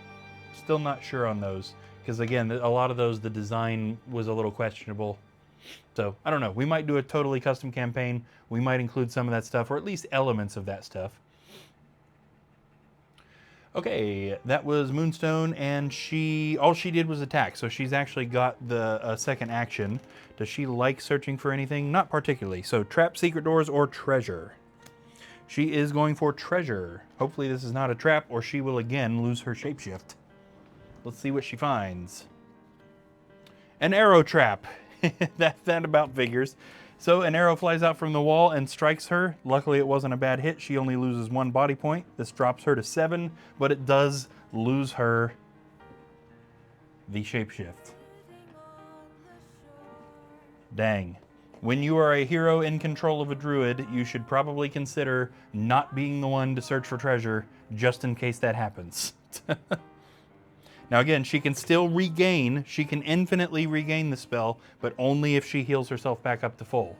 So it's kind of a back and forth there. Okay, this brings us to Morkai the Wizard, who is also standing in that blue room. This room has only been searched for treasure. Does he have any sort of thing? He likes secret doors. Okay. Traps, secret doors, or leave. He's gonna leave. And not very quickly. Yeah, now they've kind of separated into teams themselves. So by leave, I mean he's gonna go open this door. And luckily, 1, 2, 3, none of those squares are trapped. So he is going to open up into this red room. In this red room, there are no further doors. There is a table.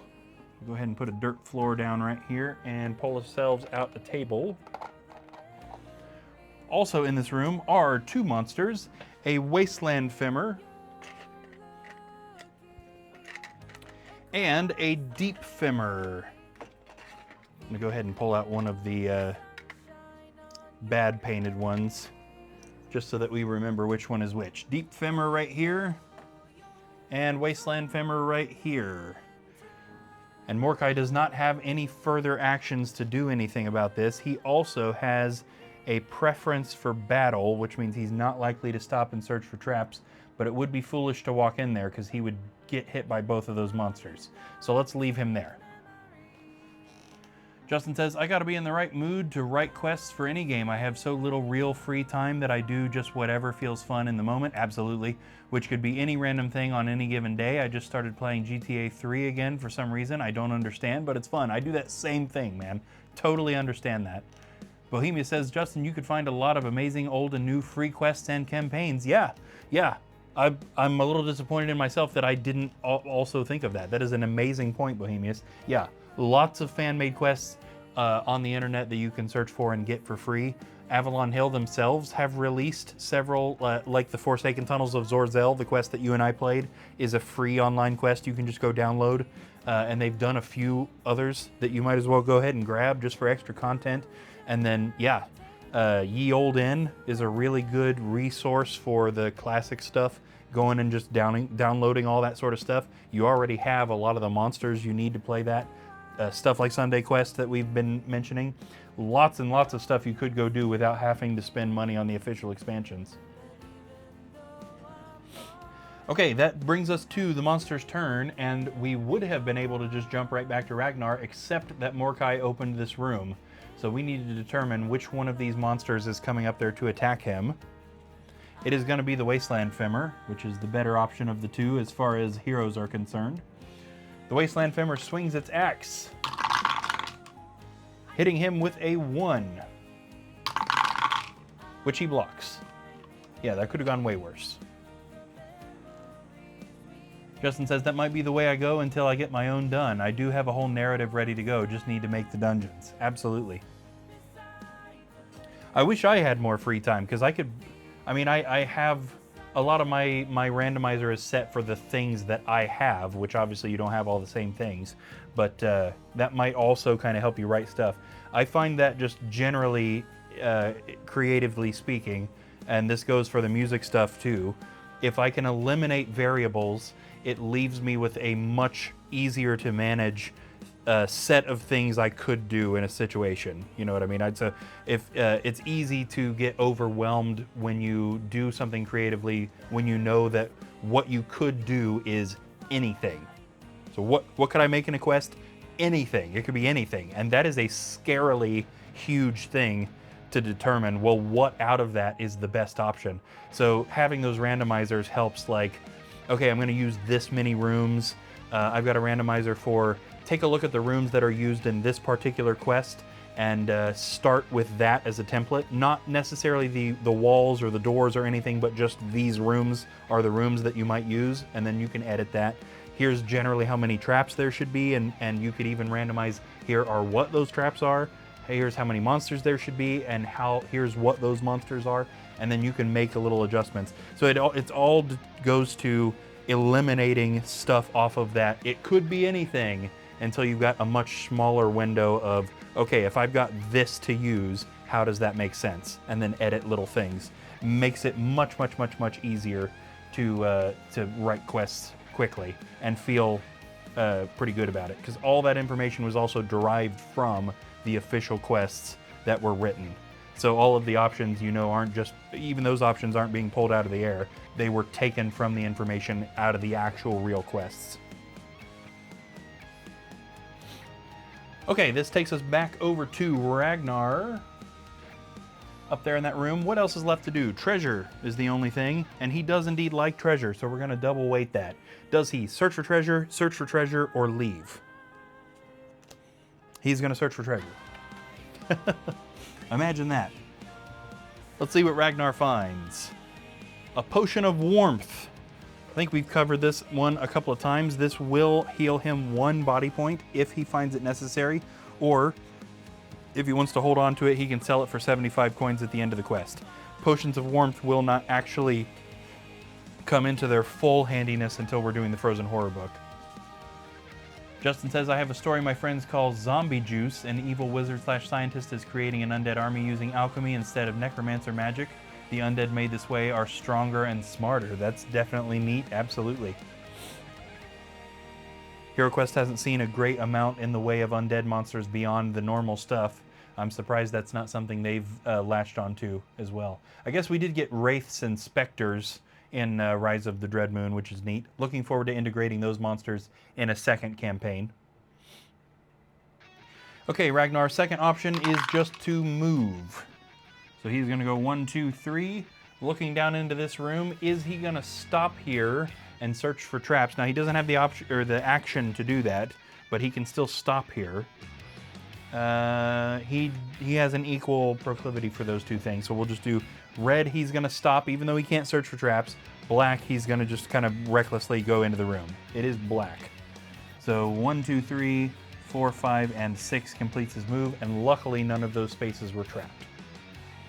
Okie dokie, Tiaga, there is nothing to do in this room, so she might as well go ahead and head down to that door where Ragnar is. Let me just go ahead and check her stuff too. Yeah. Okay. Determining whether or not it would be good for her to go in there and help the other two with those femurs. It probably isn't a bad idea, actually, because she's got better attack than either of them do. But Mordecai's still got plenty of handy spells. Yeah, let's go ahead and have her leave. 1, 2, 3, 4, 5. Good, this puts her right at the doorway, which gives her the opportunity to search for either traps or secret doors. Now I'm pretty sure, yeah, she's likely to search for traps, so let's just go ahead and have her do that. There are no traps in that kind of greenish room. Bohemia says, great, when you finish it, I would love to read it. Yeah, absolutely. Agreed.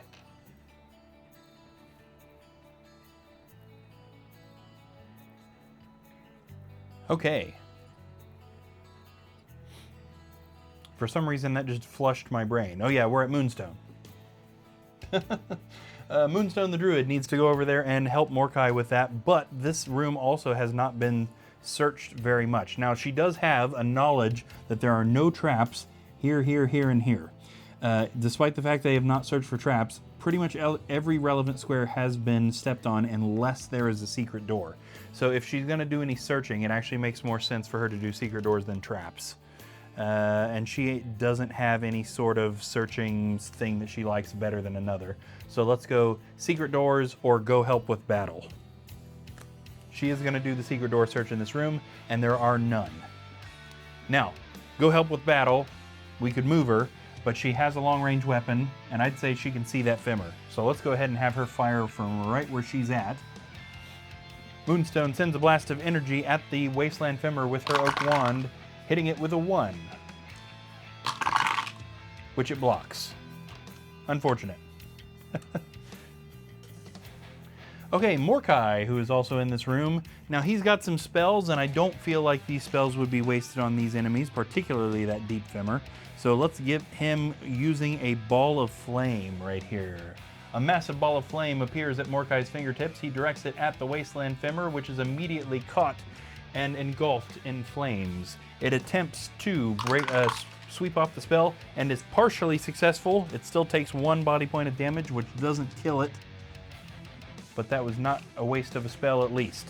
Mordecai then follows that up, swinging with his wooden staff and hitting the Wasteland Femmer with a critical hit of 2, which it does not block. Darn, he should have led with that. He would have killed it at full health without the help of the spell, and then he could have cast the spell on the Deep Femmer.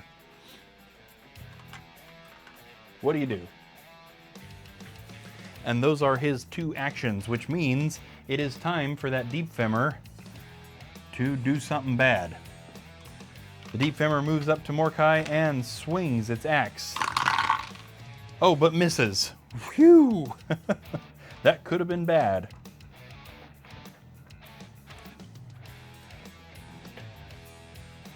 Okay, so we are back to Ragnar. Ragnar, what are we doing in here? Now, Ragnar likes him some treasure. So his options are secret doors, treasure, treasure again, or leave. And he's leaving. Okay. That's twice now he's ignored one of his personality traits. What was the other one? I think it was a treasure search. No, he did do a treasure search. So maybe I'm thinking of somebody else. But he definitely ignored a personality thing there, which is something we want to pay attention to, so that this can kind of evolve with what we're seeing the characters doing. Okay, so he is moving 1, opening this door, and out in this hallway, what we can see, let me see if I can get a better shot of this hallway. We can see a wall.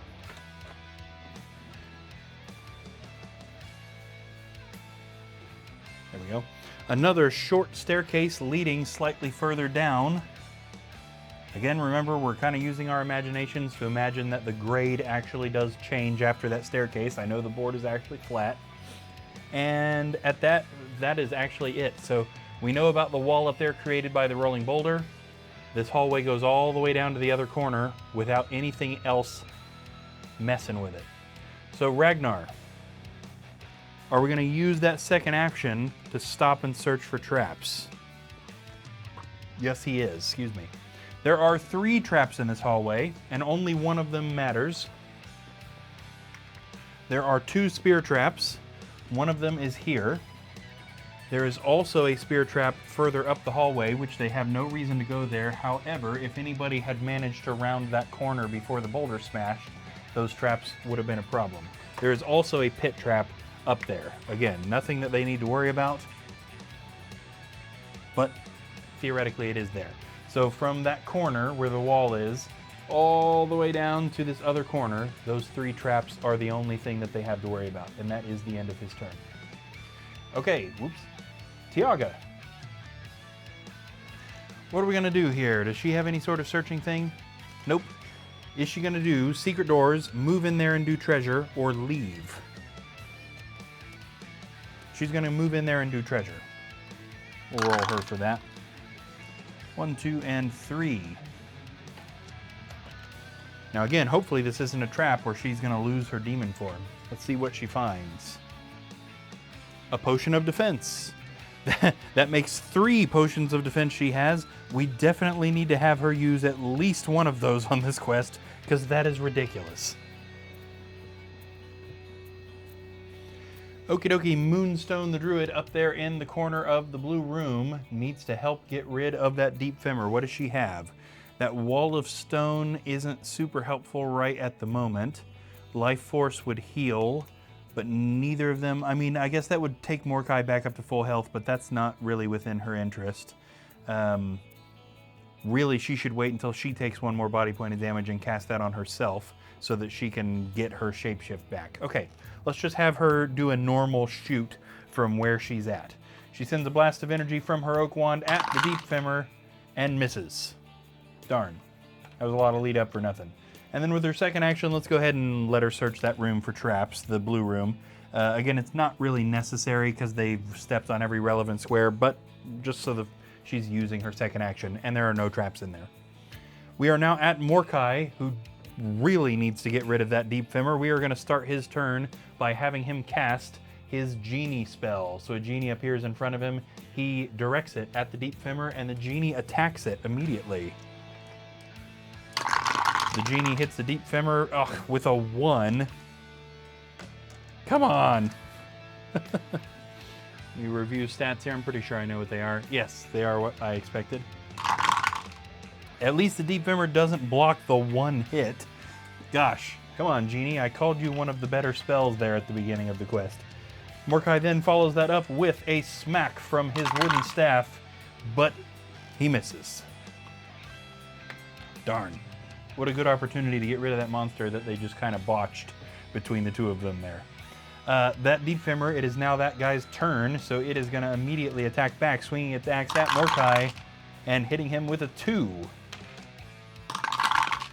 Mordecai defends 1, but not the other. This drops him to 5 body points. Good thing he's got that healing spell, because he is almost at the end of his options. Okay, back to Ragnar over here. We have one more search that needs done in this room, and that would be secret doors. So is he going to do secret doors or leave? He is going to go ahead and search that kind of greenish room for secret doors there. There are none, so it's time to head down the hallway. Now Ragnar is one of our heroes that has a toolkit to disarm that spear trap, but you have, unless you're a dwarf, you have the same odds of jumping over it as you do disarming it, and jumping a trap is not an action, so we might as well just have him do that. 1, 2, 3, 4, 5. Go ahead and see if he manages to jump out of the way of the spear trap. He does. Oh no, it's happened again, guys. Not only has he rolled a 7, but he managed to move 5 squares and then need to pause, which means that somehow, this happens all the time, continuing his movement, 6, 7. Bohemia says, mine is a campaign called The Lost Forge. The heroes are tasked to find an ancestral dwarven forge in a race with Zargon's agents, trying to find it as well and control the secrets within. Excellent. Oh, I love that. One of the books that I wrote is essentially the dwarf quest. So I figured, since we have Mage of the Mirror with the first 3 quests being Elf solo, and Frozen Horror with the first 3 quests being Barbarian solo, and I know that there's some stuff out there for the theoretical Dwarf Quest and Wizard Quest that Stephen Baker intended for the Milton Bradley versions, but I went ahead and just wrote, those are 2 of the 3 books that I wrote. I wrote a dwarf book that has them exploring an ancient dwarven stronghold to try and, actually they're closing off access to the western part of the map that hasn't been filled in. So Zargon sends some monsters over to the west to try and recruit whatever power might be over there, and he's sending them through this ancient dwarven stronghold, and they go in there and clear it out. And then I wrote a wizard book, and then I wrote a finale for the whole thing. But that is great. I love dwarven stuff. Anything to do with like ancient dwarven strongholds and the tunnels under the mountains and the secrets that the dwarves that used to live there held that have been lost to time is such a fantastic fantasy concept. Love to see that sometime too. Okay, so that was Ragnar's turn. He did use both of his actions, yes. So we are now at Tiaga, and there is nothing left to search in that room, so we might as well get her moving down that hallway. 1, 2, 3, 4, and 5. And she can use her actions to search that hallway for secret doors. So again, from the wall up in that corner all the way down to the bottom corner down here, there are no secret doors. Okay, you got a second chance here, guys. Between the two of you, there is no reason you can't kill this Femmer. Moonstone the Druid sends a blast of energy from her oak wand at the deep Femmer, hitting it with a critical hit of 2. That's more like it. It does not block at all. That's the way to go, Moonstone.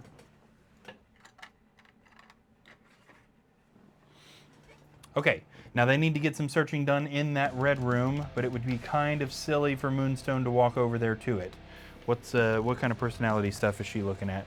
Actually, yeah, she doesn't have anything that indicates that she would walk over there when Mordecai can take care of it. Now, they don't know if there's secret doors leading out into the quest, though. So it would be kind of dangerous for her to leave that area if Mordecai ends up finding a secret door in there. So I guess we probably should position her to search in there on the next turn, too. 1, 2, 3, 4, 5, and 6, and luckily that square is not trapped. Justin says, I love that stuff too, but with dark elves. Yeah, oh yeah, I'm not even gonna try and pronounce Drist's home city. But yes, Justin thinks that the dark elf city that Drist, the legendary sci-fi character Drist Do'Urden was born in, is such a cool concept in the Drist books. Yes, totally agreed. Dark elves is something that I would love to introduce into Midnight Quest somehow. That's not something that Hero Quest has ever messed with. I mean, evil elves, sure, but not specifically dark elves.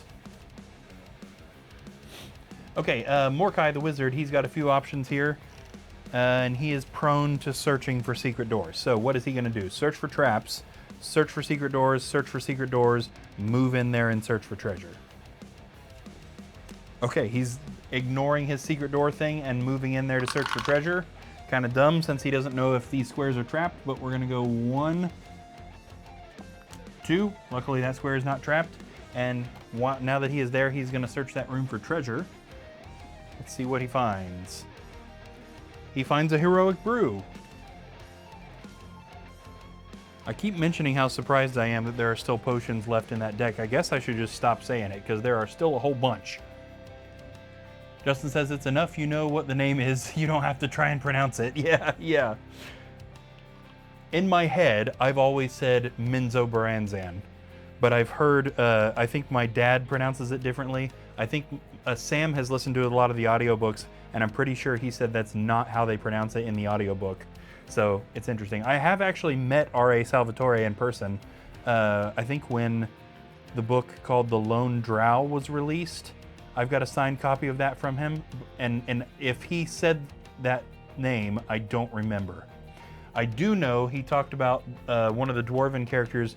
I don't know, Justin, if you would have met this character. This character was introduced in a different book series that Salvatore wrote that was surrounding a character called Catterly Bonaduce.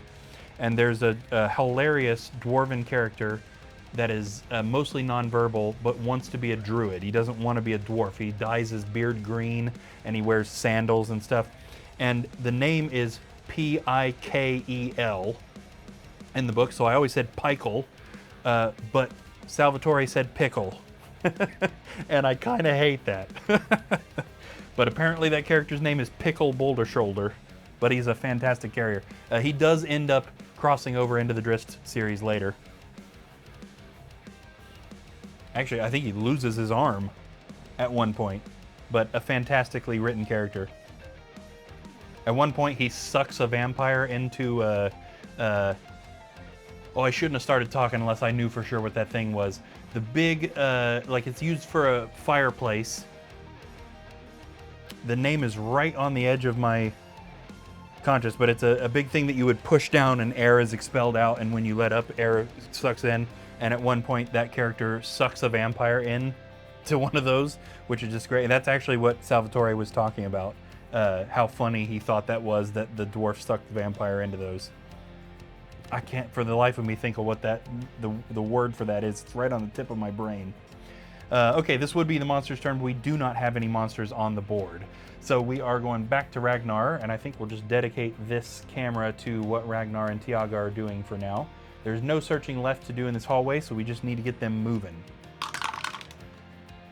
That word is going to bother me. I feel like it starts with a W, but I can't quite come up with it. 1, 2, 3, 4. Not a very fast move there, Ragnar. And there's nothing else he can do. So Tiaga, a little bit further back, she's still on camera. What's she doing? Also not moving very fast is what she's doing. 1, 2, 3, 4, 5, and 6. Nothing else she can do. So let's go back up to our other team up here of Mordecai and Moonstone. Let's see if we can get a little closer to that action. Yeah. Nothing much left to do here. Just traps and secret doors for Moonstone. Let's see, what's she gonna do? Now she could also go ahead and leave, because Mordecai could take care of this stuff. Unless there's a secret door, there's no point in searching for traps, so let's force that. Moonstone searches for secret doors in this room and finds nothing, meaning there is no point in searching for traps. They've already stepped on every relevant square. Let's get them moving back. Clearly the way that Ragnar and Tiaga are going is the way to go. 1, 2, 3, 4, and 5. Out back into the hallway she goes. It is now Mordecai's turn, so he can go ahead and follow her. Also very slowly. 1, 2, 3, 4, 5. Yeah, no further searching to be done in the hallway or any of those other rooms. So we are just kind of on a roll fest until somebody gets to something interesting, which Ragnar should be revealing this hallway here. Let's see what he's got. Again, not very much, but enough to see down this hallway. So let's see what's going on over here. Down the hallway Ragnar is now looking into, we see a couple of walls blocking off this way, so we're kind of just going circularly around the outskirts of the entire map. A couple of walls, a couple of doors, fairly close to their current location.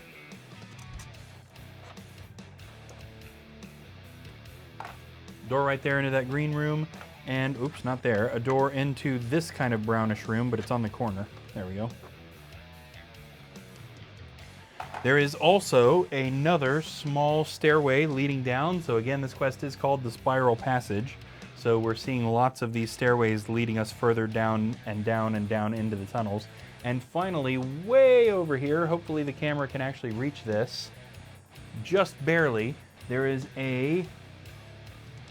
What kind of goblin is that? Gosh, I need glasses. That is an ocean goblin.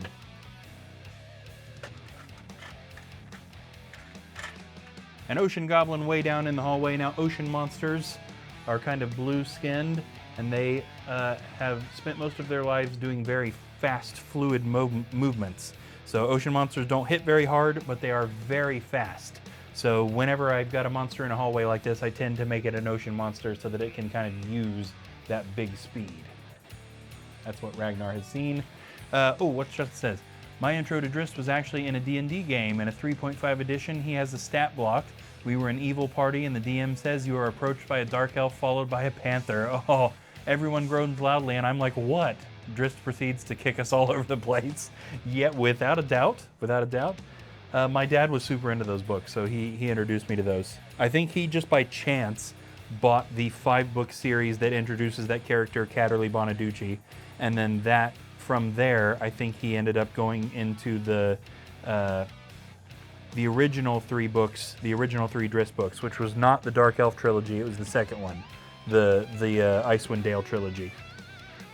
And then we ended up just buying them all. So I've read almost all of them. I'm getting behind on some of the newer ones now, but I've definitely read a lot of them. Especially now that we've got young kids that take a lot to take care of. I just don't really read too much anymore. I'd love to, but I like to get lost in the book, which means I don't like to be interrupted. And when you have young autistic children, you're gonna get interrupted. Okay, Ragnar. What are we doing? He's still got some movement left here. He's only gone 3 out of his 5. Is he gonna stop here and search for traps, or is he just gonna keep on walking? He is gonna stop here and search for traps. Okay, this is a big trap search again. So this is gonna be from the square he is standing on all the way to the other corner of the entire board, which is off camera right now. There are 4 traps in this hallway that we need to worry about, 3 of which are spear traps. And they're all pretty close here, so we shouldn't need to worry about moving the camera too much. Spear trap right here. Spear trap right here. Spear trap right here. And also 1 pit trap right here. There we go. So he's definitely opened up a little bit of a problem area. Tiaga, right behind him. We might as well be going into that green room. She doesn't have any way to get rid of those traps. However, she could ignore the pit trap in her demon form. But she didn't roll enough to get up there really anyway. So 1, 2, 3, 4, 5. Smartest thing is to let her go ahead and see what's in this green room right here. Opening the door, we see in this room is another door. So theoretically a kind of handy way to avoid all those traps. However, also in this room is 2 mountain orcs. Actually, we're just going to use both Avalon Hill guys here because we've got a different type of orc in here too. So mountain orc, mountain orc. There's also a deep orc in here. We'll make sure this is a Milton Bradley guy so we remember he's different. Deep orc. And a wasteland femmer standing in the back. Had a lot of femmers in this quest.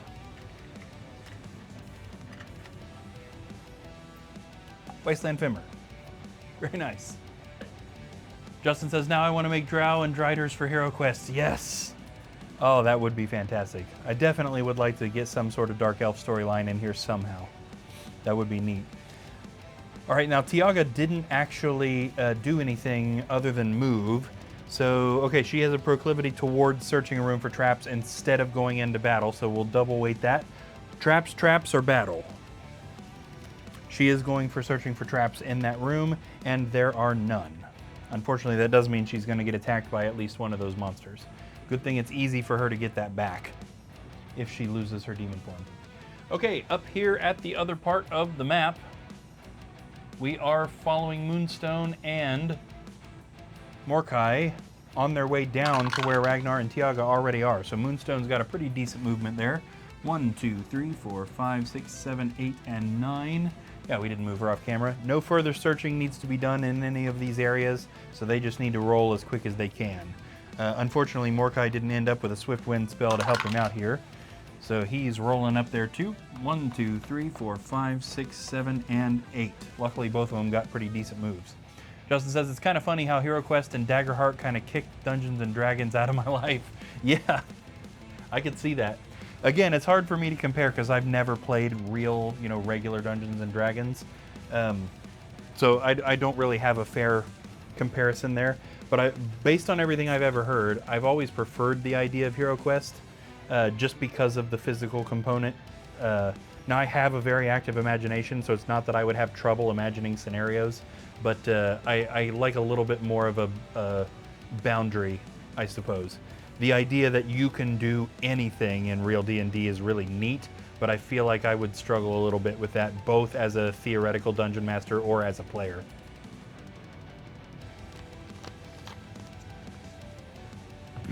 Also feel like I'd feel a little too ridiculous role-playing, which I know a lot of my friends that play D&D are particularly into pretending they are their character while they're playing, which again is not an idea that I would critique. I do think it's an interesting idea, but I feel like I wouldn't be able to do it. I would feel too ridiculous and embarrassed to do it. Okay, over here, monster's turn. We've got at least one of these guys that can get up here to attack Tiaga. It doesn't really matter which one it is. So let's go hearts, diamonds, clubs, spades for our randomizer here. It is spades, so it's going to be this mountain orc. Probably one of the better options. Mountain orc swings its sword at Tiaga and hits her with a 1. Ah, she does not block. 3 dice, and she doesn't block 1 hit. This drops her to 5 points, and unfortunately means that she is probably temporarily knocked out of her demon form again. Where's Moonstone at on health? She's only lost 3 points. We could have her take her potion of healing or use her life force to get those 3 points back, but I'd prefer her to actually lose that 4th point so that it feels like we're getting the full effect of the spell.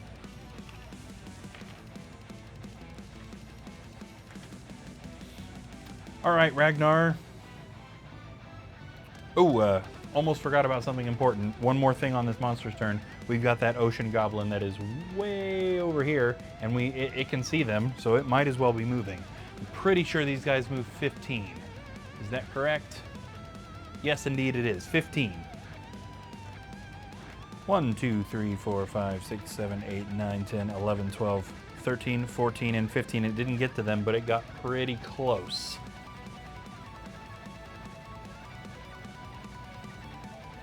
Okay. Now Ragnar. Now Ragnar definitely prefers close range. This was something that Bohemius mentioned when we first bought Ragnar a bow, and I agree with.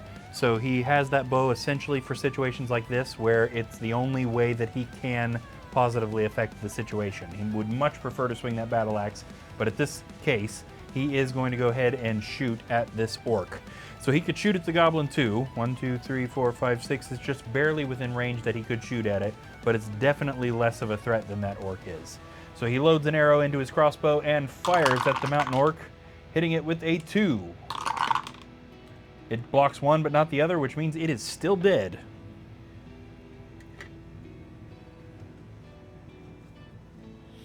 It is now Tiaga's turn, and she needs to consume the essence of one of these monsters so she can get her demon form back. Honestly, that deep orc is probably the way to go. Regular defense, which for an orc is pretty bad, but really high attack, means that you do not want to get hit by one of those guys. Theoretically, okay, she knows there's no traps in that room. Now if she walks in there, she's going to get surrounded probably. So walking in there is probably not her best move. It would actually make more sense for her to fire from the doorway. Okay, let's do that. In which case, she could only potentially fire at the deep orc or the regular orc. Which one's it going to be? She is going to fire at the deep orc. Good. She sends a blast of energy from her oak wand, hitting the orc with a 1, which it does not block. Good. This means she has essentially consumed the essence of this deep orc, and she regains the ability to cast her demon form spell. Now, because we know she is going to get attacked by one of these two monsters, both of which throw 3 dice to attack, and also this ocean goblin on this next turn, let's go ahead and have her drink one of those potions of defense. So it's already ridiculous that she has 3 of them. Drinking this potion of defense is going to give her 2 extra defense dice the next time she defends. So it's a very temporary boost in defense, which is nice for her. She's only got 3 defense dice, especially when she's going to get hit by multiple sources. Before we do that, though, up in the other part of the map, we are still following Moonstone and Mordecai as they attempt to get down there. This camera is going to struggle to get all the way over there. We might have to use the other camera. Moonstone rolls not very much. 1, 2, 3, 4, and 5. Mordecai then. Not too bad. 10. 1, 2, 3, 4, 5, 6, 7, 8, 9, 10. We moved him off camera, didn't we? Yes, we're probably just going to have to start using the other camera for everything until we get back onto the left side of the map. There we go. So you can kind of see Mordecai in this shot, ended up there in the corner.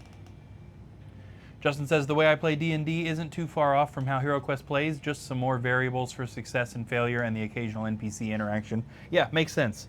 And that's what I would like about it. Just like a, HeroQuest, but with more real, theoretical, you could do whatever you wanted.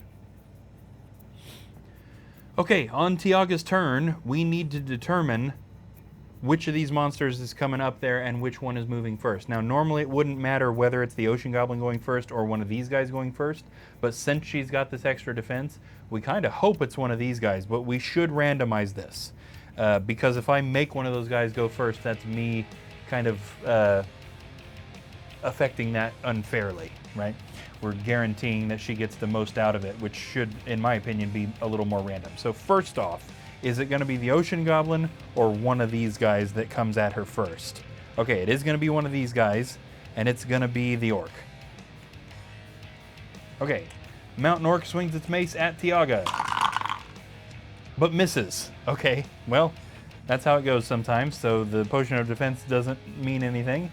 The Ocean Goblin then is going to go ahead and move over here to her. Now, ocean monsters trade attack for that really fast movement, so it actually doesn't have a high probability of hitting her. Okay, it did in this case, so it hit her with a 1, Her potion of defense allows her to defend with 5. Okay, she blocked it, but look at that, just barely. I was waiting for her to not defend that attack. That would have been insane. She does manage to block it, and that uses up that potion of defense, which we're going to put in the treasure discard pile. Okay, back to Sir Ragnar over here. Now, again, he could fire at whichever one of these monsters he wanted to. Let's go ahead and draw for that. He is going to fire at the orc. He puts an arrow in his crossbow and fires it off, hitting that orc with a 2. It blocks one, but not the other, which takes it out. Very nice. Now Ragnar's got another action. We know there's no traps in this room. We might as well send him in there. 1, 2, and 3. So they know it's safe to walk in there. Okay, Tiaga, again, now she's able to recast her demon form, and I feel like we might as well do that. So that'll be her first action, is demon form casting. And as far as what's, it's kind of better to attack the Femur because she has better attack dice, but let's go ahead and get rid of this Ocean Goblin, which is the only monster out of these two that is guaranteed to hit her on the monster's turn. So she swings her claws at the Ocean Goblin and misses it. Tiaga, if you lose that demon form to an Ocean Goblin, I'm going to throw your mini across the room. Bohemia says, I love LARP and interpretation is fundamental for immersion. Yep, I understand is not everybody's cup of tea, but sometimes is an acquired taste. Yeah.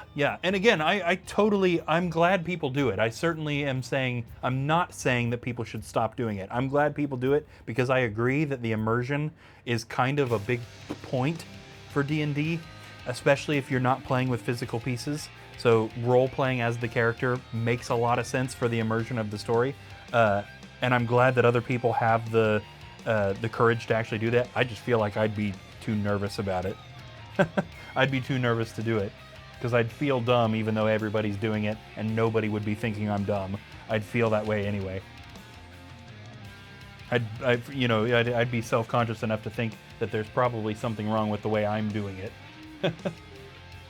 Moonstone's turn. Let's get her moving. Let's see, 1, 2, 3, 4, 5, 6, 7, 8. Did we move her off camera? Yes, we did. So she didn't get far enough up there to help with that battle or anything, but she's getting there. Mordecai, let's see if he can get up there to help with that battle. Maybe. He's got 7. 1, 2, 3, 4, 5, 6, and 7. Oh, that's so frustratingly close. Okay, here's what he can do. He can't help with the battle, but he is in a position to search this hallway for secret doors. So we'll go ahead and let him do that. There aren't any, but at least he used up that second action and they know for sure now. Okay, monster's turn. We've got 2 monsters, this Femur and this Goblin, and we'll just go ahead and have them attack the heroes that are respectively close enough to them. So starting with the Ocean Goblin, it swings its sword at Tiaga and does manage to hit her with a 1. She better defend this. No way! Tiaga, come on! Alright, she takes that hit, dropping her down to 4 body points, and again knocking her out of her demon form.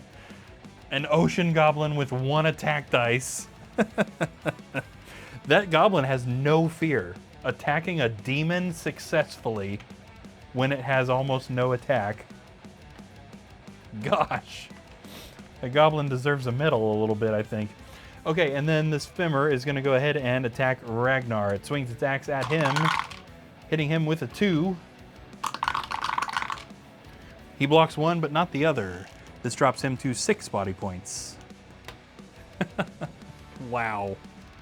Sometimes these dice, I have been feeling like the heroes have been getting through these quests just a tad bit too easily. So this one has not turned out that way, and I'm kind of happy about it. They are definitely having to think about stuff a little harder because things aren't just going easy for them. However, they are about to group up all 4 of them in one area, so that might have some effect.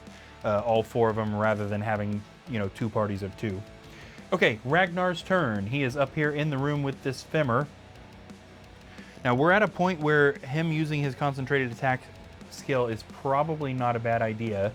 I do think that a lot of players would be considering that at this point. Now, here's where it comes to weird. So me being the dungeon master and controlling the heroes, we randomize this stuff just to make sure that I'm not being unfair about things, because I happen to know that it would be in his best interest to not use that skill yet. But a player wouldn't know that. So this is definitely a weird thing. I think we're going to card this and let it be random, because again, I know he shouldn't use it, but I think that a normal player would be like, this Femmer is kind of hard, the party's getting low on health, I'd like to take it out quicker. I feel like a player would be considering using it. So let's card this. If it's red, he uses that skill. If it's black, it isn't. It is indeed red. So he's going to go ahead and use his concentrated attack skill. For the next 3 times Ragnar attacks, he will roll 2 additional attack dice. Bohemia says, but I'm Italian. We are by definition shameless. Excellent. That is, in a lot of situations, not a bad thing to be, especially a situation like that, because my self-consciousness about that is stupid, you know? And I'm not afraid to call that objective. It's stupid. I know that I would be over-criticizing myself, and it would, whatever I'd be doing is probably fine.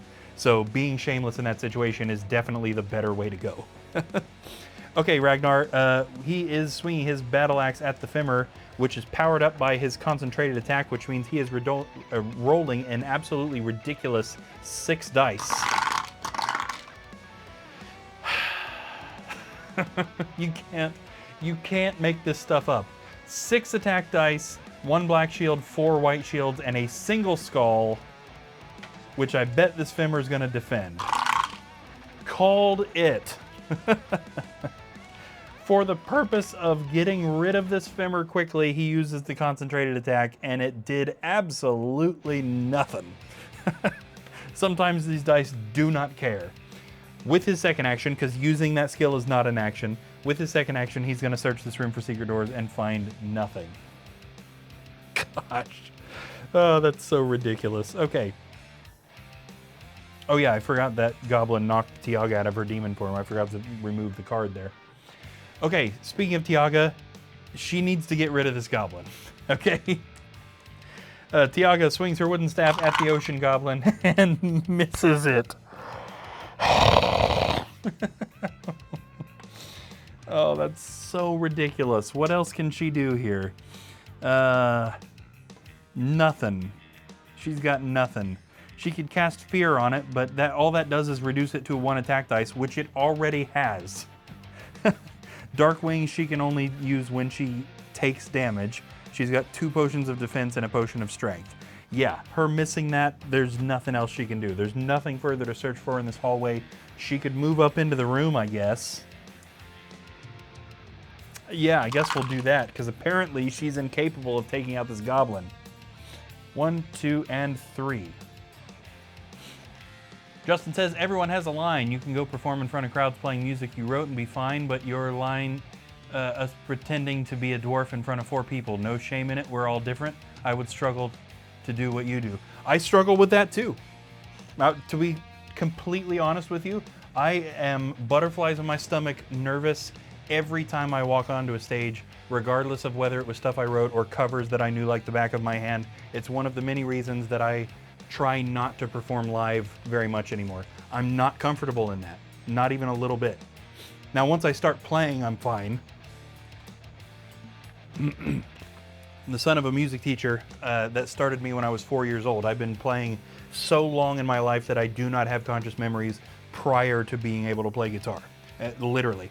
So it wasn't a nervousness for skill, it's a nervousness for being in front of people. That's what it is. It's the social interaction that worries me about it. But yeah, I'm actually way more nervous than most people expect when it comes to being on stage. Okay, Moonstone the Druid. Let's get her down here. Let's see if she can take care of this goblin. 1, 2, 3, 4, 5.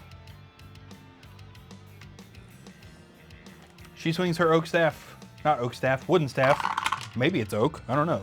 At the goblin, hits it with a 1. And it does not defend. See, Tiaga, how hard was that? It's too bad Moonstone does not get her shapeshift back for killing somebody. Okay, Morkai. 1, 2, 3, and 4. Let's see if he can fire at this Femur. Actually, let's get him in the corner. Yeah, that makes a little bit more sense there. Probably not worth casting a spell on this guy when we have 3 heroes in the room. He sends a blast of energy from his Oak Wand at the Femur, hitting it with a critical hit of 2. Boy, he might take it out. Just like that. Yes, indeed he did. The Femur does not defend. It is dead.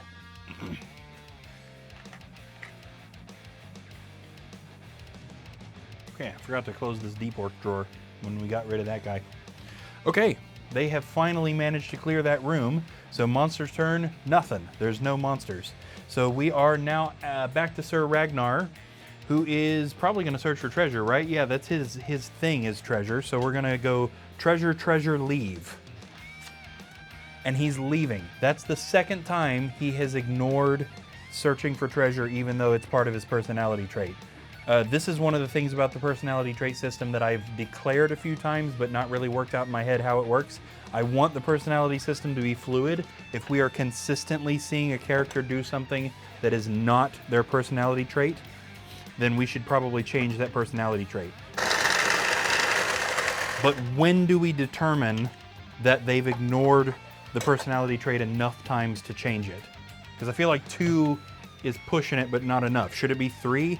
If they ignore a personality trait 3 times in a single quest, we change the trait? I think we should consider it for sure. What are your guys' thoughts on that sort of thing? Oh, okay, well, Ragnar is gonna go 1, 2, and then he didn't actually get enough to open that door, so he might as well search for treasure. I mean, there's really no reason to just skip that second action. What does he find? He finds a potion of strength. Okay, apparently the rest of this deck is nothing but potions. We need to get them using this. I do not want the heroes hoarding potions. That is not good for treasure searches. It's not good for their inventory management. Definitely need to get them using some of these potions in this quest. Okay, Tiago the Warlock. Nothing left to do in this room. 1, 2. Let's go ahead and see what's behind this door. Obviously, we already know about the other door that is in this room. Let me adjust the camera a little bit so we're a little more central. Also in this room is a fireplace. Just like that. And a deep femur.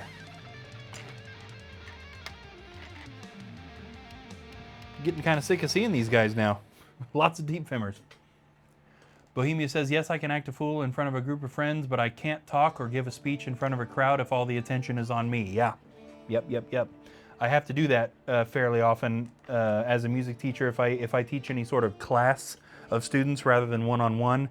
And also we do annual recitals every year where I've got to stand up and talk not only in front of the students, but in front of all of the parents. And yeah, I'm a nervous wreck. They always tell me I do good, but I don't feel good about it at the time. I feel like I say a lot of ums and that sort of stuff. Let's see, Tiaga opened that door and all she's done is move, so she absolutely could attack this thing. And she prefers to hit long range. We do need to determine, oh, she actually does prefer to trap search rather than attack. So let's do this. Trap search, attack. She is indeed gonna attack. So we'll go ahead and keep her where she is, and we'll have her fire at the femur from there. She sends a blast of energy from her oak wand, hitting the deep femur with a 1. Which it blocks. Look at that. 3 black shields right there. This deep femur is not messing around. Justin says, I had it easy when I was last in a full band that played shows. I was the bass player, only like 2 people paid attention. Yeah, as the lead guitarist and occasionally lead vocalist, I was often the center of attention even in a full band. And I was able to play the part. I was able to play the musical part because I have a ton of experience playing guitar and I'm extremely comfortable playing guitar. So if I can ignore the idea that there's an audience, I can play the crap out of that guitar, no problem there. But I could play the part visually of hey, look at this cool stuff I'm doing, because it was part of the job. So I could act that part really well. I would have preferred to be backstage playing that guitar solo with nobody looking at me. But I could play the part pretty easily. I enjoyed having the long hair because my hair is also very thick, or at least it was, and it would close in front of my eyes like a curtain, so I couldn't see anybody anyway, unless I did the hair flip. So there's lots of pictures of me with my hair straight up in the air, just because I would flip it so that I could see what I was doing for a second before the curtain closed again. Okay, Tiaga continues to unfortunately be a little bit useless in this quest. Let's get Moonstone moving up there too. She's down here. 1, 2, 3, 4, 5, and 6. What is her personality stuff here? She prefers to just jump right into battle instead of searching for traps. So we'll give her the option still, traps or battle.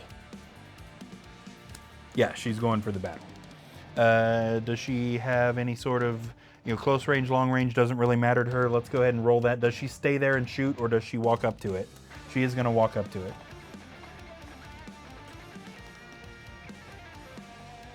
Yeah, Justin says the two people being me and Justin. Yes. So I've my best friend all throughout high school is another guy named Justin who played bass in most of my important bands. And so yeah, Justin and I of course would be watching you playing. Absolutely. Pure Violation was a ton of fun to watch. Really liked Cody, right? Cody was the lead guitarist. Am I remembering his name right? I'm questioning that now. And then John, I remember John was the rhythm guitarist, and John was a nice guy. I worked with John at Whirlpool for a little while. It's kind of nice to catch up with him. Okay, Moonstone swings her wooden staff at the femur, hitting it with a 1, which it blocks. This femur is very resilient. And finally, Morkai, the wizard off in the corner here, is going to also take a swing at getting rid of that guy. 1, 2, 3, 4, 5, and 6. Now, I know he prefers doing long range, and he prefers casting spells. He prefers to go straight for battle instead of searching for traps, but still, again, nobody has search for traps, so traps, battle. That's a redraw. Okay, he's actually going to search for traps rather than firing at the deep femur. There are no traps in that room. Yeah, Cody is good. Yeah. I was thinking that was right. I could picture him in my head, but I couldn't. I was suddenly questioning if I had remembered his name right. I never did really talk to him outside of shows, but he seemed like a good dude, and yeah, definitely a very good guitar player. Okay, monster's turn. The deep femur might as well go ahead and attack Moonstone. She's standing right there. The deep femur swings its axe at her. Ouch, hitting her with a critical hit of 4. Let's see her defend all white shields. Okay, that's close. She defended 2, and she gets hit with 2. This drops her to 5 body points, but she's got some healing stuff she can use that's not too big of a deal. That is the only monster on the board, so we are back to Sir Ragnar, who's back here in the green room. There's nothing else to search in that room, so he might as well get up close and personal with that monster and see if he can get rid of it. 1, 2, and 3.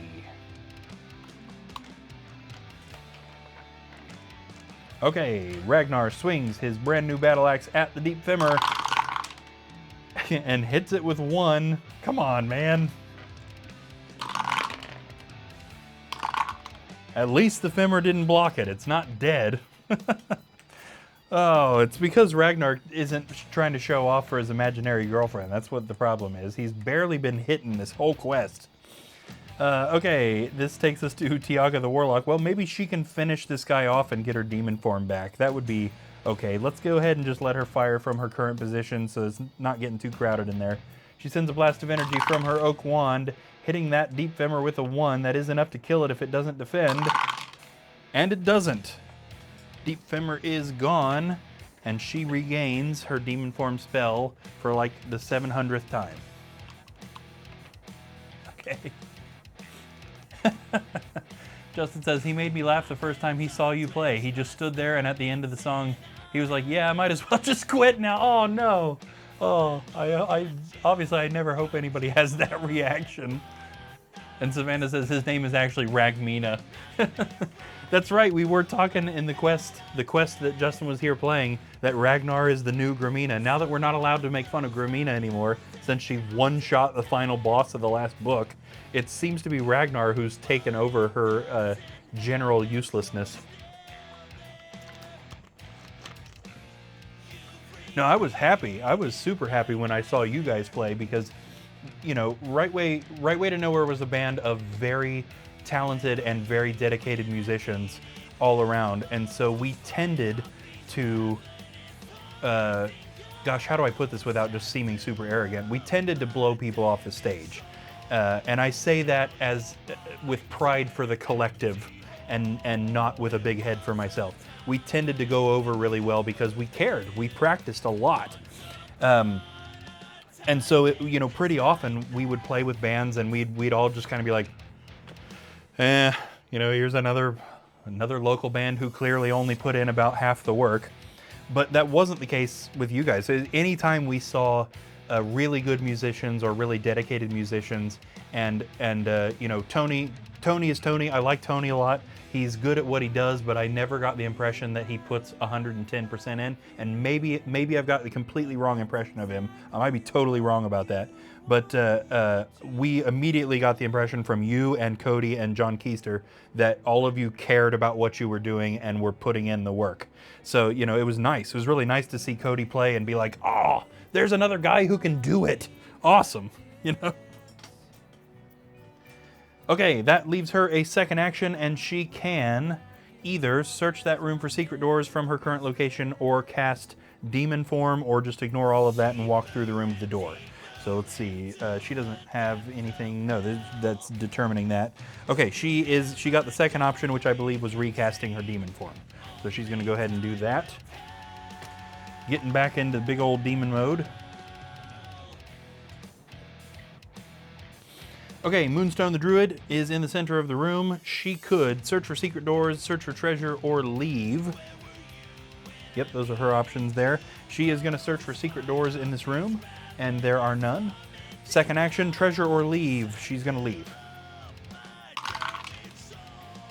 Okay, 1, 2, and 3. She moves up to this door. Nothing new to reveal in this hallway. We already know about it. Just kind of allowed them to circumvent all those traps. Excuse me. Now, again, the spear trap should theoretically stop her because she doesn't have a toolkit, but you have the same odds of jumping that trap as you do of disarming it, so I'm not super worried about that. Let's see, she was here, right? Yeah, she was. So 1, 2, 3, 4, 5, 6. She does manage to jump over that trap.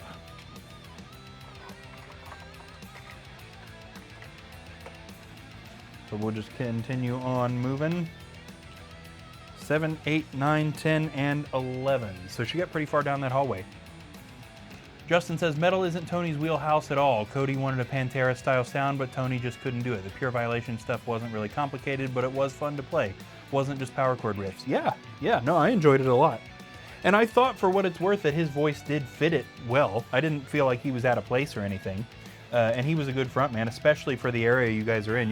You're essentially in the same area as us. There's only a limited pool of musicians who both have the talent to do something really good and actually care enough to do something really good. So I think, you know, the odds of you getting a whole band of people who actually care are so little that Tony worked just fine for that. He certainly doesn't sound anything like Phil Anselmo, but I was never bothered by what he was adding to it. Mordecai, up here in the room still. He could either search for treasure or leave. He is going to search for treasure. Let's see what he finds. Tony thrives in country and classic rock. Interesting. I can see the classic rock thing. I didn't know he was super into country. Oh, interesting. Okay, Mordecai has found an airwalk potion. So this will allow him to ignore traps for a turn. So yeah, that's definitely a handy thing for him. Since he doesn't have a toolkit and hasn't built his machinery skill, that airwalk could definitely come in handy for him getting over some traps without worrying about triggering them. Okay, and then with his other action, he can move. 1, 2, 3, 4, 5, 6. It's kind of funny that Moonstone and Mordecai are at the front of the party now when they were way behind everybody earlier in the game. Okay, right back to Ragnar, because no monsters on the board right at the moment. Everything has been searched in that room, so let's get down to the next point of interest. 1, 2, 3, 4, 5, 6, 7, 8, 9, and 10. And then we've got Tiaga. Also 10. 1, 2, 3, 4, 5, 6, 7, 8, 9, and 10. Moonstone, we're going to go ahead and activate the other camera because we are getting to the point where this camera can't reach far enough over here. Okay, so Moonstone is right there in the edge of the camera shot there. She's got a 7. 1, 2, 3, 4, 5, 6, and 7 there. And then we've got Mordecai, who's still mostly on this camera. He's kind of at the back right at the moment. Oh, that's not going to help. 1, 2. You know what? With his second action, a lot of people have lost a lot of body points. Now would probably be a good time for him to cast his Water of Healing. Who is worst off right now? Tiaga. Tiaga is worse off, and she also does not have any ability to heal herself. Now, Mordecai himself is also down to half his health, but I think we're gonna go with Tiaga. That's what makes the most sense, I think, at the moment. And she's her and Ragnar are the highest dice hitters anyway. Okay, so Mordecai casts his Water of Healing spell on Tiaga, healing her 4 body points. 1, 2, 3, and 4. This puts her back up to 8. It's a little weird. There's a part of me that feels like casting Water of Healing on a demon would get rid of the demon form. You know what I mean? It's a kind of a weird thing. Justin says, I do miss it occasionally. That's why I still do acoustic stuff at bars, but I'm no vocalist. That is always a tough thing too. Yeah. But the solo acoustic thing, if there's enough of those type of songs that you like doing, there's definitely a big worth it aspect in that, because especially from a pay perspective, you'll get paid way better as a solo artist than as a band. That's something that I've been talking about with the guy I've been recording who's it's actually just his job. He lives in Richmond, so he's really close to you, and all he does is go around and play. That is his whole job, and he has a really big, really nice house, nice vehicles, a ton of really nice guitars, and it's just because he's a very charismatic person. He's good at what he does too. He's got one of those voices that you either love or hate, but he's really, really good at what he does, and he gets people on his side and gets people dancing, and so the audiences always have a ton of fun. So he can ask a good amount of money for playing. I better keep rolling while I'm talking. And yeah, so he's making, between $300 and $500 a night going out and playing. Now, he's not playing literally every day of the week, 1, 2, 3. But he's playing several days of every week making that kind of money. You wouldn't make that kind of money in a band, even a cover band in this area playing country, which is unfortunately what this area wants to hear, you're not going to make that kind of money in a band. Absolutely not. Oh, Tiaga, yeah. 1, 2, 3, 4. Moonstone, we need to switch cameras to get over to her. She is surely going to cross over into this new hallway.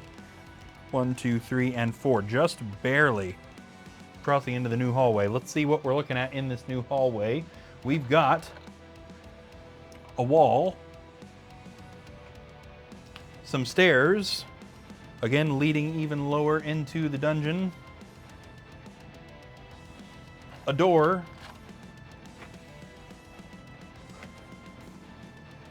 and another ocean goblin.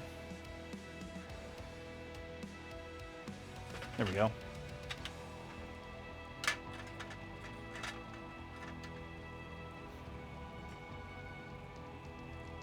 There we go. Awesome. Okay, now Moonstone cannot do, she can't attack. She can't move anymore. She's out of movement. 1, 2, 3, 4, 5, 6. This ocean goblin is out of range for her to shoot at it. So her best option is to search for traps here, or secret doors if that's her thing. No, she has an equal thing. So honestly, I think traps is the smarter option. Before you walk into any new area, searching for traps is a good idea. So from where she's standing to this wall, there is 1 trap. There is a pit trap right behind that goblin. Okay, finally, Mordecai the Wizard, who is back here at the back of the party. See if we can get him up there to help a little bit. 1, 2, 3, 4, 5, 6, 7, 8, 9, and 10. A decent movement, but unfortunately he can't do anything else with his turn. So we are at the monster's turn, which is this Ocean Goblin. 1, 2, 3, 4, 5, and 6. The Ocean Goblin swings its claws at Moonstone, hitting her with a 1. She does not block the attack. Ouch. This drops her to 4 body points. I think we probably ought to have her cast her Life Force spell on her next turn. She's getting kind of low.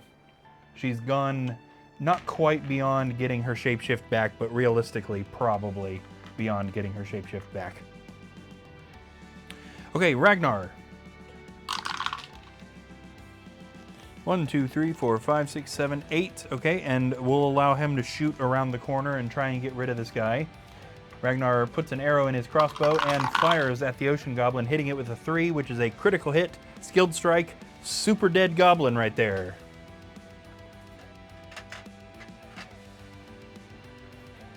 Awesome. Back over here, we are at Tiaga the Warlock. She is currently at the back of the party. We definitely need to get her up to that door or that hallway or something. 1, 2, 3, 4, 5, 6, and 7. She didn't quite make it anywhere meaningful, but we are now at Moonstone. I hit the wrong button. There we go, Moonstone, which I think, as I mentioned, we're going to go ahead and start her turn by having her cast her Life Force spell. And this essentially just heals her 4 body points. We got some fancy text there that amounts to heal yourself 4 body points. So 1, 2, 3, and 4 brings her back up to 8, so she's at least out of the danger zone. She does still have a potion of healing if she gets into dire straits again. She unfortunately does not regain shapeshift. So let's get her moving. 1, 2, 3, and 4. Finally, Mordecai the Wizard, who is just barely on camera down there near the bottom, near the dice cam. So let's just get him moving. Oh, come on, man. 1. He can't take a second movement because Tiaga's out of the way, or in the way. Justin says, I like to entertain. Even though I know I'm bad at music, I see people having fun and it's nice, but it's not just limited to music. I do my weekly games because it's nice to provide my friends a good time for cheap. I find fulfillment in giving others a good time. Absolutely. And you are absolutely not bad at music. Dude, give yourself a little bit of credit there. No, absolutely not. I teach lessons for a living. I spend all week seeing people who are bad at music but trying to get better. So maybe I've got a little bit of a stunted idea of what's bad because I kind of live in it, you know what I mean? But no, not at all. And it's good. I'm glad you like to entertain people because the world needs that stuff. Ragnar. Get him moving too. Good, you might actually make it up to that door. 1, 2, 3, 4, 5, 6, 7, 8. Okay, I was gonna draw to see whether he goes in the door or continues, but this is the end of his movement in front of the door. We might as well have him open the door. Okay, in this yellowish room, there is another door. Gohan says, I play a mean plastic guitar. Yeah, that's the best way to go right there. You can be however good you want to be on that thing. Blast some music, and then it doesn't even matter how hard you hit that thing. You won't hear it over the music. For all they know, you're playing exactly what they're hearing. Oh, that's fantastic. In this yellow room, there is a table. We're going to go ahead and put a dirt floor down there and get ourselves a table. There is also 2 mountain orcs. Regular run-of-the-mill orcs, these guys. And also 1 wasteland goblin.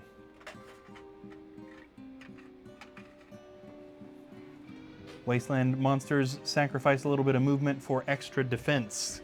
Their hides are tough, thus some of our western leather armor that we have. Justin says, I play Guitar Hero on Expert. Gohan says, same, but Rock Band usually. That's awesome. I have always been garbage at Guitar Hero. I don't think I ever actually tried Rock Band, but I was garbage at Guitar Hero, which was honestly kind of funny. Okay, Ragnar, what are we doing here? Okay, is he going to search for traps or walk in there and fight? He is going to walk in there and fight. Okay, he might be swinging bad rolls, but he is not afraid. So walking in there to fight. Which of these monsters is he going to hit? He is actually going to try and get rid of the Wasteland Goblin, one of the easier monsters to get rid of, theoretically, as long as he doesn't roll garbage. He swings his battle axe at the Goblin and hits it with a 1. That Ragnar is garbage. Luckily, the Goblin didn't defend, so it is dead. Good old Ragmina. Okay. Moving on, we have Tiago the Warlock, who is down here at the bottom. Oh man, only 3. 1, 2, 3. I don't know what has taken her sense of urgency, but she is definitely moseying all of a sudden. Moonstone the Druid up here. She ought to be able to get up there to help. 1, 2, and 3. Is she going to search this room for traps or fight? She prefers to fight, so we're going to go traps, fight, fight. Yes, indeed, she is going to fight. Does she have a long range or close range preference? No, she doesn't. So is she going to fire from where she is or walk in there?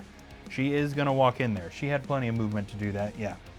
So 1, 2, and 3. The only one she can get close to is this mountain orc right here. Luckily, none of those squares were trapped. She swings her wooden staff at the orc, hitting it with a critical hit of 2. And it does not defend. It's gone. Yeah, so the heroes are having a little bit of an easier time now that all 4 of them are ganged up. Of course, some of them are rolling garbage and not getting anywhere. So Mordecai, currently at the back of the party. That's not a garbage movement roll there. 1, 2, 3, 4, 5, 6, 7, 8, 9, 10, and 11.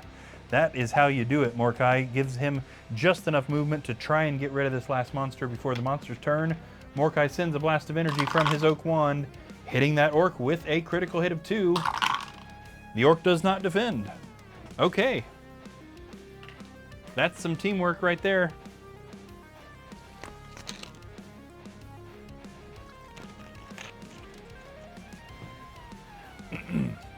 Okie dokie. So, monster's turn. Thanks to their teamwork, no monsters. We are right back to Ragnar. That room has not been searched for anything. As we know, he prefers to search for treasure. So, is he going to go? Traps, secret doors, treasure, or leave? Yeah, face cards are redraw in this case. 5, so we're going 1, 2, 3, 4, and 5. And that was indeed one of the treasure searchers. Okay, I was starting to get concerned that he's ignoring that personality trait a little bit too much. Let's see what he finds. Suddenly, the stone beneath Ragnar's feet gives way. He falls into a shallow pit, losing 1 body point. Darn, he finally searches for treasure, and that's what he finds. Justin says, I do wish I kept taking music theory.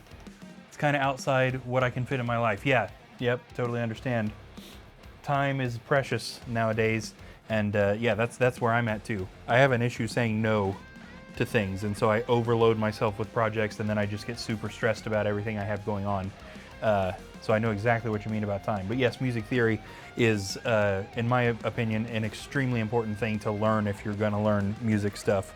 It's a rabbit hole for sure, and it's a lot to take in. But it is, it's the why. It's the answer to the question why. More than just knowing how the stuff works. Knowing why it works that way gives you the best odds of manipulating it to sound the way you want it to. So, you know, you want to write the best songs you can possibly write, you need to know music theory. Because other than, if you don't, you're just kind of stumbling around in the dark and hoping you land on something cool. Which a lot of people do. A lot of people, plenty of people who have way more money than I could possibly imagine have built a career on stumbling around in the dark until they found something cool. So there's certainly something to say about that.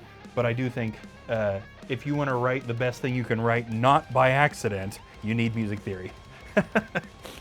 Gohan says, I wanted to do music so bad, but being half deaf didn't really let me follow that path. Oh, I think we talked about that one time before. I think I remember you saying that one time before. That would definitely be a hindrance. I totally understand that. What made me think that we've talked about this before is Paul Stanley from Kiss is also half deaf. One of the most rich, most famous rock stars in the world was just straight up born without one of his ears, or he had a cauliflower ear, so it was technically there. He's since had it reconstructed so it looks normal, but he still can't hear out of it. Mordecai the Wizard rolled a kind of roll, although he could search for both of the things we need to search this room for without walking in there. So traps, secret doors, because he likes doing secret doors. Okay, he's doing traps. There are no traps in that room. Second action, secret door. Yeah, we might as well let's just knock it out. There are no secret doors in that room. No monsters on this turn, so it is Ragnar's turn. Did I skip a bunch of people? I did, didn't I? I was getting distracted about what we were talking about, because Ragnar searched for treasure. And then suddenly I was rolling for Mordecai. Yep, okay, I totally did. So we need to do Tiaga. Because we didn't have any monsters on the last turn either. We wouldn't have taken an entire turn of 4 heroes to search a single room. That doesn't make any sense. Okay, Tiaga. 1, 2, 3, 4, 5, 6, 7, and 8. She can't. She can ignore pit traps, but she still can't stand on a square with one in it. Moonstone the Druid is going to go ahead and turn around and open this door, revealing the contents of the hallway up here, which we need to move the camera a little bit so you guys can see what's going on. In this hallway, we can see another door. We are getting close to the end of this quest now, by the way, just in case anybody was wondering. It is getting kind of late. And also is an ocean orc. I'm not sure if we've seen an ocean orc yet. Ocean orcs have the same stuff as any other ocean monsters. They are fast, but they've sacrificed a little bit of attack for that. There's an ocean orc at the end of this hallway. She still has both of her actions left. All she's done is open a door. So let's get her moving.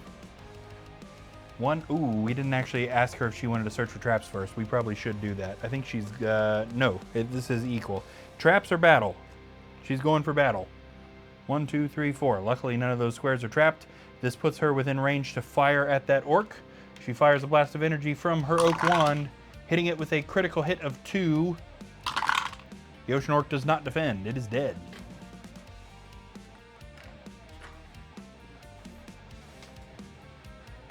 Okay, and then Mordecai, we already did both his actions. He did the 2 searches in that room.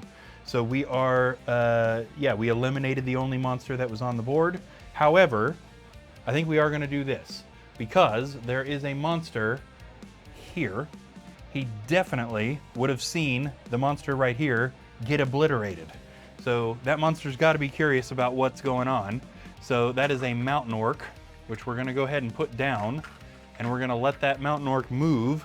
I don't know if he'll actually reach her, but it stands to reason that that orc would be like, oh, that was weird. Why did that ocean orc just like explode into a billion pieces? 1, 2, 3, 4, 5, 6. Yes, indeed, he did reach her. The mountain orc swings its flail at Moonstone, hitting her with 1, which she does not block. She did not expect that guy to come running around the corner. This drops her to 7 points. Okay, Ragnar. Not quite on camera anymore. There he is, right there. 1, 2, 3, 4, 5. Puts an arrow in his crossbow and fires at the mountain orc, hitting it with a 2, which it does not block. That mountain orc is dead. All right, Tiaga. 1, 2, 3, 4. Is she going to stop here and search for traps? Yes, she is. And from this corner to this corner, which is just off camera, this corner, there are no traps. Moonstone the Druid continues moving on down the hallway. 1, 2, 3, and 4. Technically actually revealing this part of the hallway that orc was standing in, and there is nothing further to reveal. She might as well go ahead and search for traps right here. Now we're in that central hallway, which is always kind of an awkward area to search for traps. So here's what we're gonna do with this. Let me zoom out so we can see this entire thing. We are not gonna reveal monsters or doors, but we are gonna put down walls just so that we can best define the area that she is searching for traps. We are gonna be searching all the way around this. There's only one wall in this area, and it's that one. However, there are some walls blocking off other areas. Those 2. One right here. And another 2 down here. So we are quite literally searching this square area right here for traps. And there are 3 spear traps right in a row. Here, here, and here. Justin says, what I would really like to play is music with Toby. Maybe in a year or 2, he will calm down enough to try and sync up and play songs. That would be absolutely fantastic. Yes, that is also something I am looking forward to, hopefully in my later life as well, is to be able to play music with my kids. I see so much pride in my dad playing with, I have 2 siblings, so I have a younger sister and a younger brother, and he plays with all of us. And we have, of course, our whole lives, but we were lucky enough to actually get him in our metal band, you know? So again, the music you hear in the background of this is either music from my solo album Reclamation, where I wrote and recorded everything myself, or music from my band Afterwinter, where I am the lead guitarist and co-lead vocalist. My sister is the other vocalist. She's also a really good drummer, but it's not her playing drums that you're hearing. My younger brother is the keyboard player, so if you're hearing any wild synth solos, that's him. Any strings, any piano, that's him. And my dad is playing bass on all that stuff. And that's got to be a fantastic feeling. I'm hoping for that for you and myself as well, because that would be great. Okay, that was Moonstone. Moving on to Morkai, who is now off camera. I guess I shouldn't leave out, in Afterwinter, so I've kind of accidentally made it out that it's a family band. It's not really. It just so happened that we all ended up in it. So I'm the guitarist and one of the vocalists, my sister's the other vocalist, my brother's the keyboardist, my dad is the bass guitar player, and then we also have a guy named Eli playing the drums, who's been a great friend. I've known him for a little more than 10 years now, played drums with him in a lot of projects, and then also Merlin Zanzar, who's in the chat here a lot, who, if we do a quest tomorrow night, you guys will see him in person, is the other guitar player in that band as well. And James is a fantastic guitar player. Been playing with him for a little more than 10 years now too. Riff machine, that guy. Merlin, I said Merlin again. Morkai. Why is it as soon as I say the word Merlin, I can't say this guy's name right? Is moving 1, 2, 3, 4, 5, 6, 7. And he might as well use his second action to search for secret doors in this little hallway. There aren't any, but at least he moved. Okay, back to Ragnar, right there. We'll get Ragnar moving on here with a pretty good movement. That's good, because we need to get down through this quest before it gets to be 3 a.m. 1, 2, 3, 4, 5, 6, 7, 8. We are now in the central hallway where we need to reveal what's going on here at the top. So we already know about the 2 walls blocking us off from that way. There is a long stairway here. So again, we are going further down, taking up most of this hallway. And apparently these stairs are just a tiny bit too big for this hallway. That's all right. We will put them underneath the magnetic walls. I didn't quite place them in the right spot either.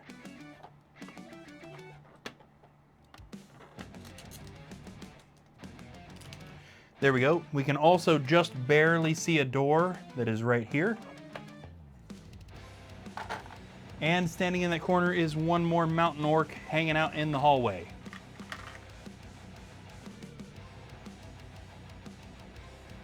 Justin says, I've got faith in you. You can quest until at least 7. I was really looking forward to her doing a painting stream tonight because I was exhausted and I wanted to sleep. So yeah, I'm as always, I have a fantastic time playing, and I'm glad I did. But when she first, when we had the medical thing at the beginning of today, and I knew there's no way she's gonna feel like streaming tonight. Like, oh man, I'm gonna have to load up on caffeine. Everything we talked about last night with me trying to detox caffeine, today I ignored every bit of that. I am running on caffeine fumes right now, 100%. Okay, Ragnar, I'm not gonna lie, I have no idea how many movement points he has left. I think he was standing here when he started. So 1, 2, 3, 4, 5, 6, he's still got plenty of time. He knows the rest of that area is not trapped. He prefers to be close range. Let's see if we can get him up to this orc. So 7, 8, 9, 10, 11. Oh, so close. Sir Ragnar puts an arrow in his crossbow and fires at the orc, hitting it with a 2. It blocks one, but not the other. It is dead.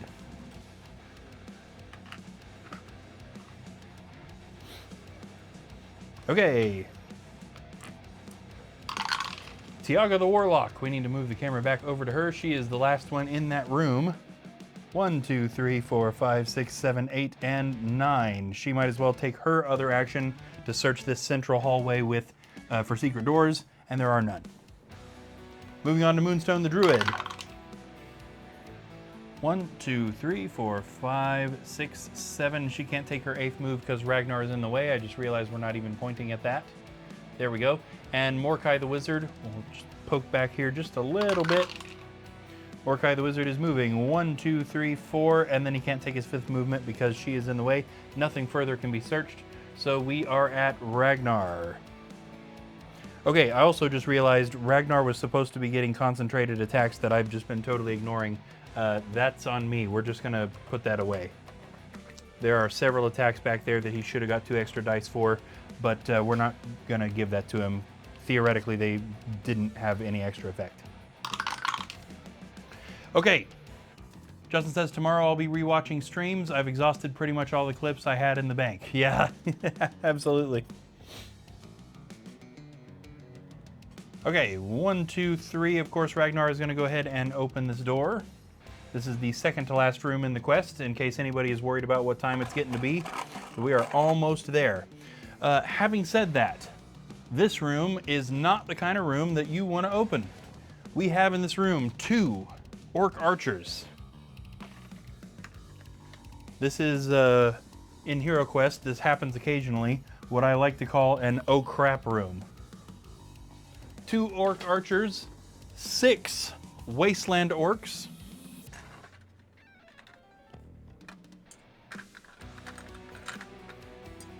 oh, buddy, it's hard to even gather up that many of them. 1, 2, 3, 4, 5, 6, and 1 Chaos Warrior.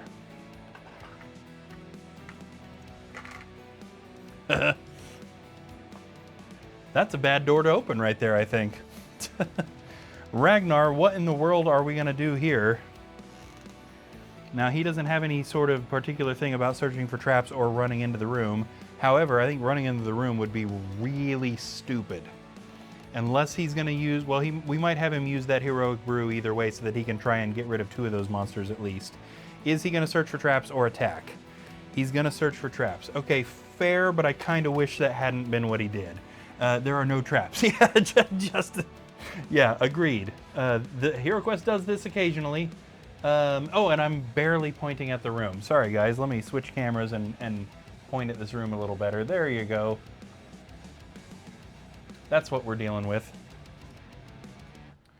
Bad news bears is what we're dealing with right there. There are no traps in that room, so they are safe to go running in there. But this is definitely the room you want all the heroes running into if you're going to do that.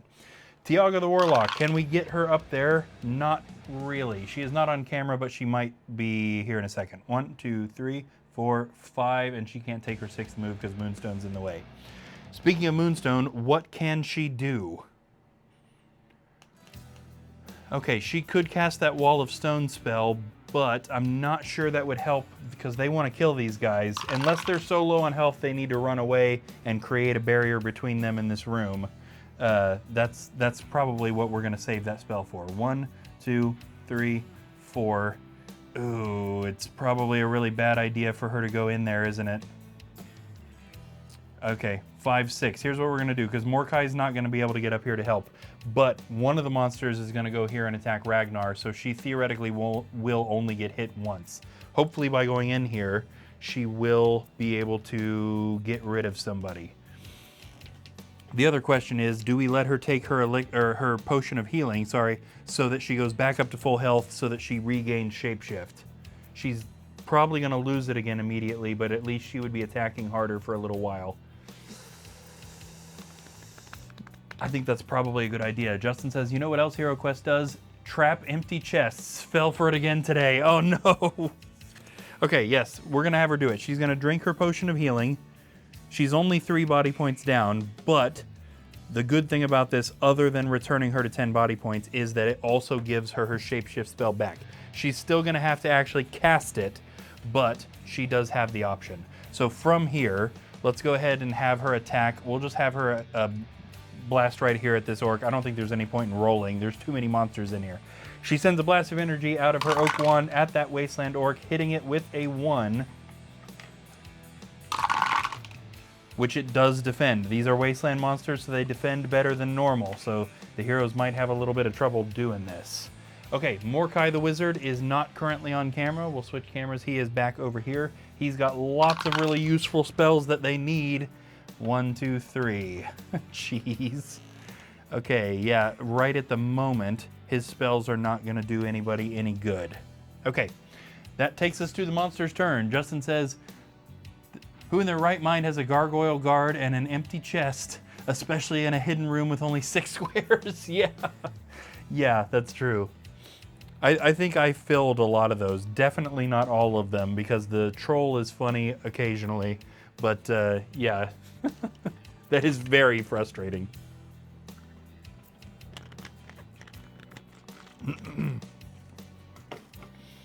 Okay, monster's turn. This is definitely going to be scary. We've got a lot of monsters in here. We got a couple of archers that are going to get to attack, and one monster needs to come up to him, and one monster needs to come up to her. So let's go ahead and dice this.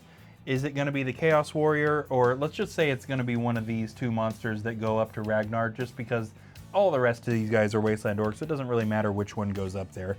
It's going to be the Chaos Warrior. The Chaos Warrior swings attacks at Ragnar, hitting him with a 3. Ouch. He only defends 1. However, that's pretty bad. We are going to let Ragnar use his Imperial Training skill. Use this skill directly after you have just rolled to attack, defend, or move. You may ignore your roll and roll again. So thanks to his Imperial Training, he gets 1 more chance to get a better defense out of that. But he doesn't. He defends 1 and takes 2 hits, dropping him to 3 body points. So we are definitely going to be using his potion of healing on the next turn as well. As far as Moonstone is concerned, this Wasteland Orc is going to come up here and hit her. Wasteland Orc swings its sword at her. Oh, hitting her with a critical hit of 3. Come on. And she doesn't block a single one. Oh boy, this is going just fantastic. 1, 2, and 3. This drops her to 7 body points. Okay, and the orcs, the orc archers get to fire too, so we'll just have them fire at 1 of each. Orc archer all the way up in the top corner fires at Ragnar, hitting him with a 2. Ragnar defends 1 but not the other, dropping him to 2 body points. The other orc archer fires an arrow at Moonstone, hitting her with a critical hit of 3. Come on, dice. She blocks 2 and takes 1. Okay, I'll give her that. That was good. Thus concludes our monster's turn. Holy crud, we are in bad shape. Okay. First off, we are going to have Ragnar use his Rallying Call. This is his last skill. The knight and every hero in the same room or corridor may roll +2 defense dice until there are no longer any monsters in the knight's line of sight. So, based on the literal wording of this card, Moonstone is not going to get this boost, but Ragnar, Tiaga, and also Mordecai, who's not on camera, are in the same hallway as him. So all of them are going to get +2 defense dice. Moonstone isn't because she's technically in the room, but that's going to give them all a pretty big benefit for as long as Ragnar is in the fight. We're also going to have Ragnar drink his potion of healing because he's down to almost nothing. 1, 2, 3, and 4. This brings him back up to 6 points. In fact, drinking potions is not an action, so you can drink plenty of potions. We're also going to have him go ahead and drink his potion of warmth because he is very low. This only heals him 1 body point, but he needs everything he can get. Puts him back up to 7. Let's also let him drink his Heroic Brew. We at least want to get rid of this Chaos Warrior as fast as we can. Heroic Brew is going to let him attack twice as a single action. We could let him go ahead and drink the Potion of Strength too, but that might be overkill. That is a lot of potions he's managed to down very fast. So, he swings his battle axe at the Chaos Warrior. Oh, Ragnar! And misses. Come on! Luckily he drank a Heroic Brew so he can swing again. He swings his battle axe for a second time, hitting the Chaos Warrior with a 1. Ragnar, you are fired. The Chaos Warrior defends it that whole turn for absolutely nothing. Ragnar!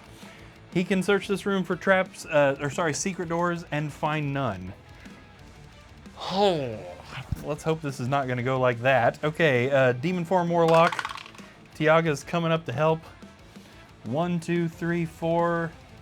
Yeah, 5, 6. Let's actually get her on the other side just in case Mordecai rolls garbage. Now, she prefers long range anyway, so this is totally fine. She's in her demon form, so she's got an extra attack dice. Now, watch her one-shot the thing. Tiaga sends a blast of demonic energy at the Chaos Warrior.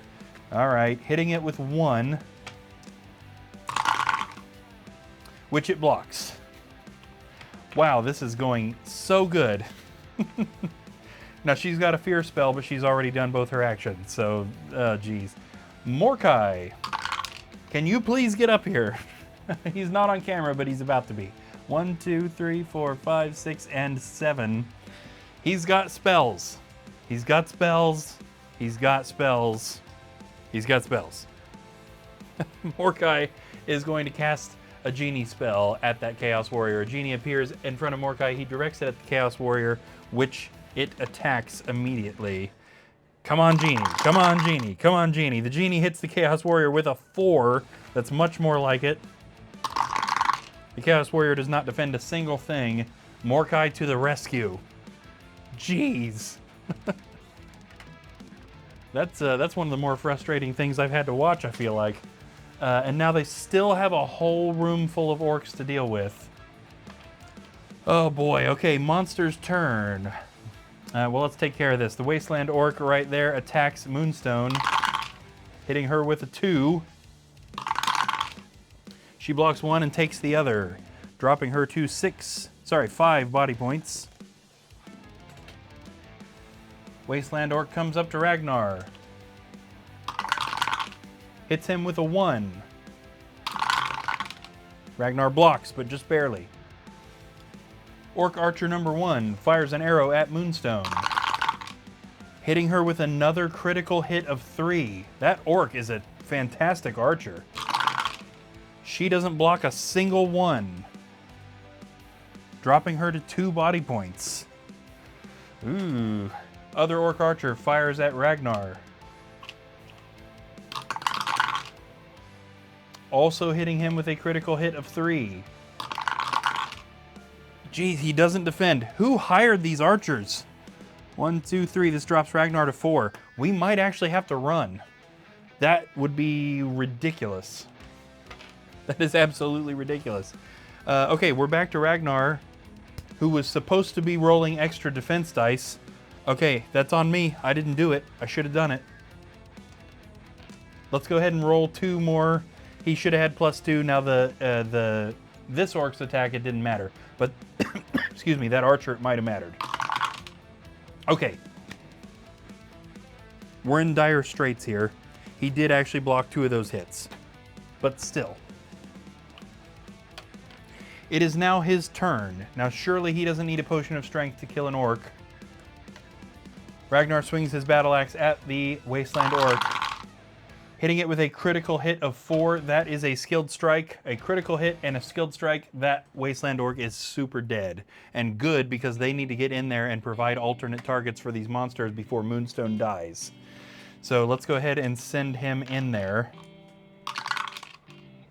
Are we out of healing spells? Yes, we sure are.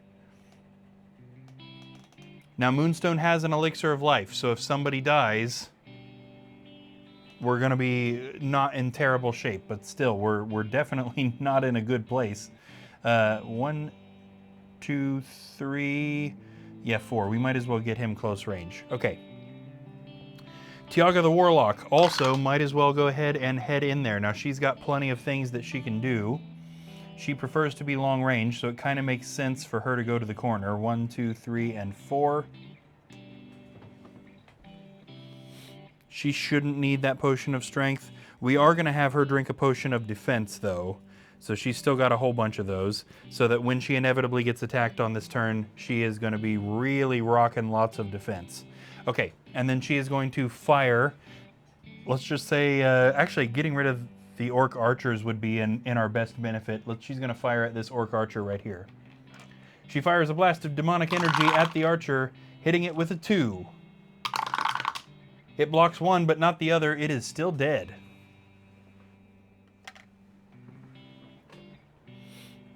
Moonstone the Druid, what can she do? She can definitely cast her shapeshift, but she only has 2 body points and she does not have any healing.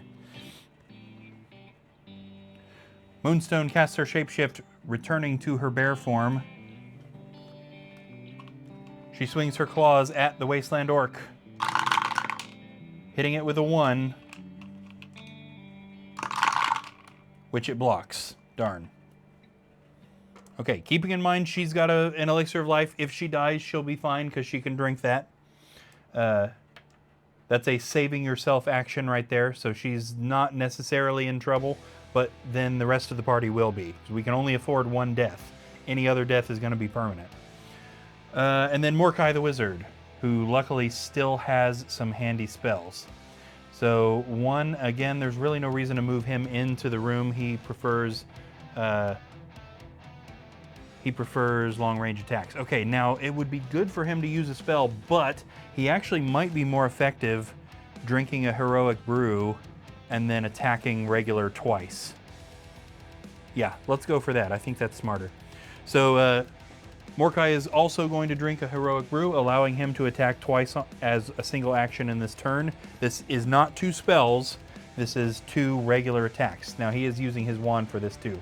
So we need to open up that archer. He can't fire at that archer until these 2 guys are dead, or at least until this guy is dead. So let's aim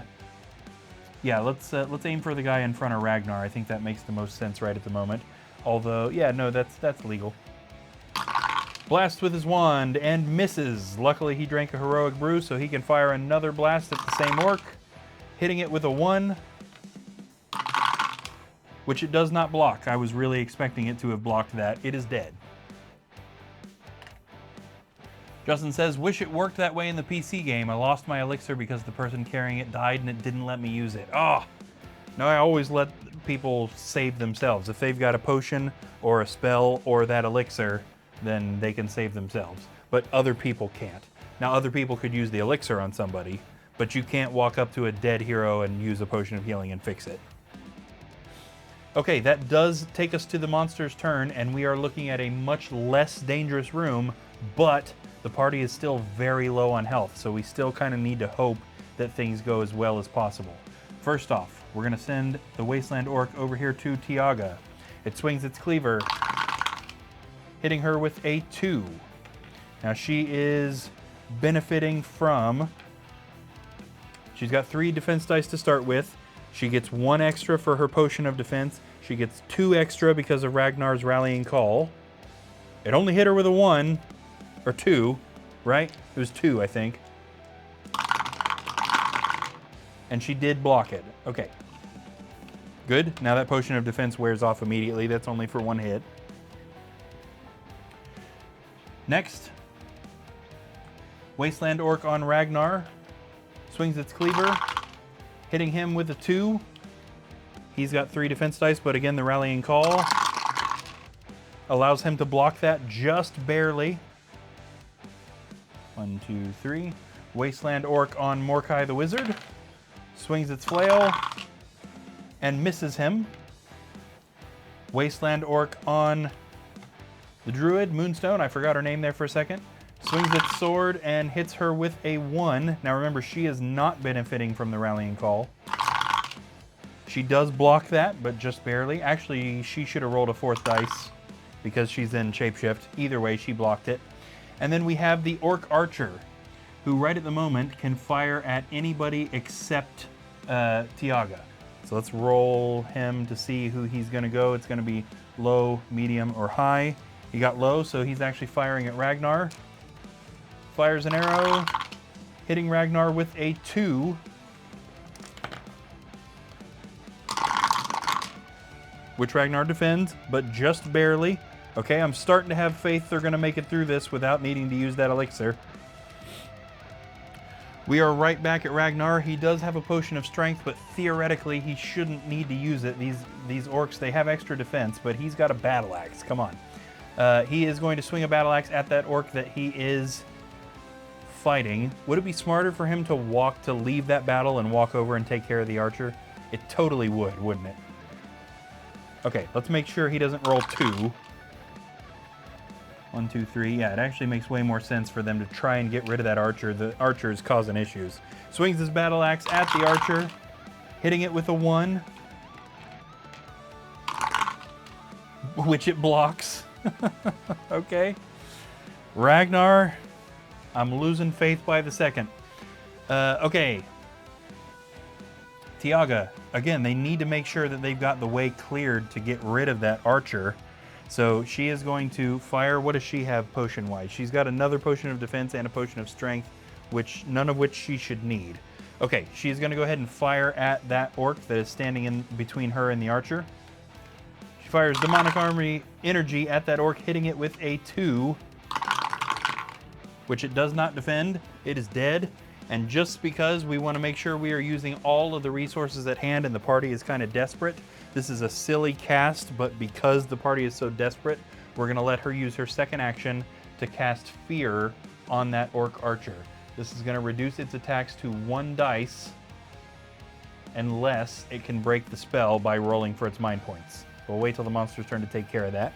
We are now at Moonstone the Druid, who is still in the corner trying to get rid of this guy that she is attacking. She swings her claws at the orc, hitting it with a critical hit of 3. It blocks 1, but not the other 2. It is dead.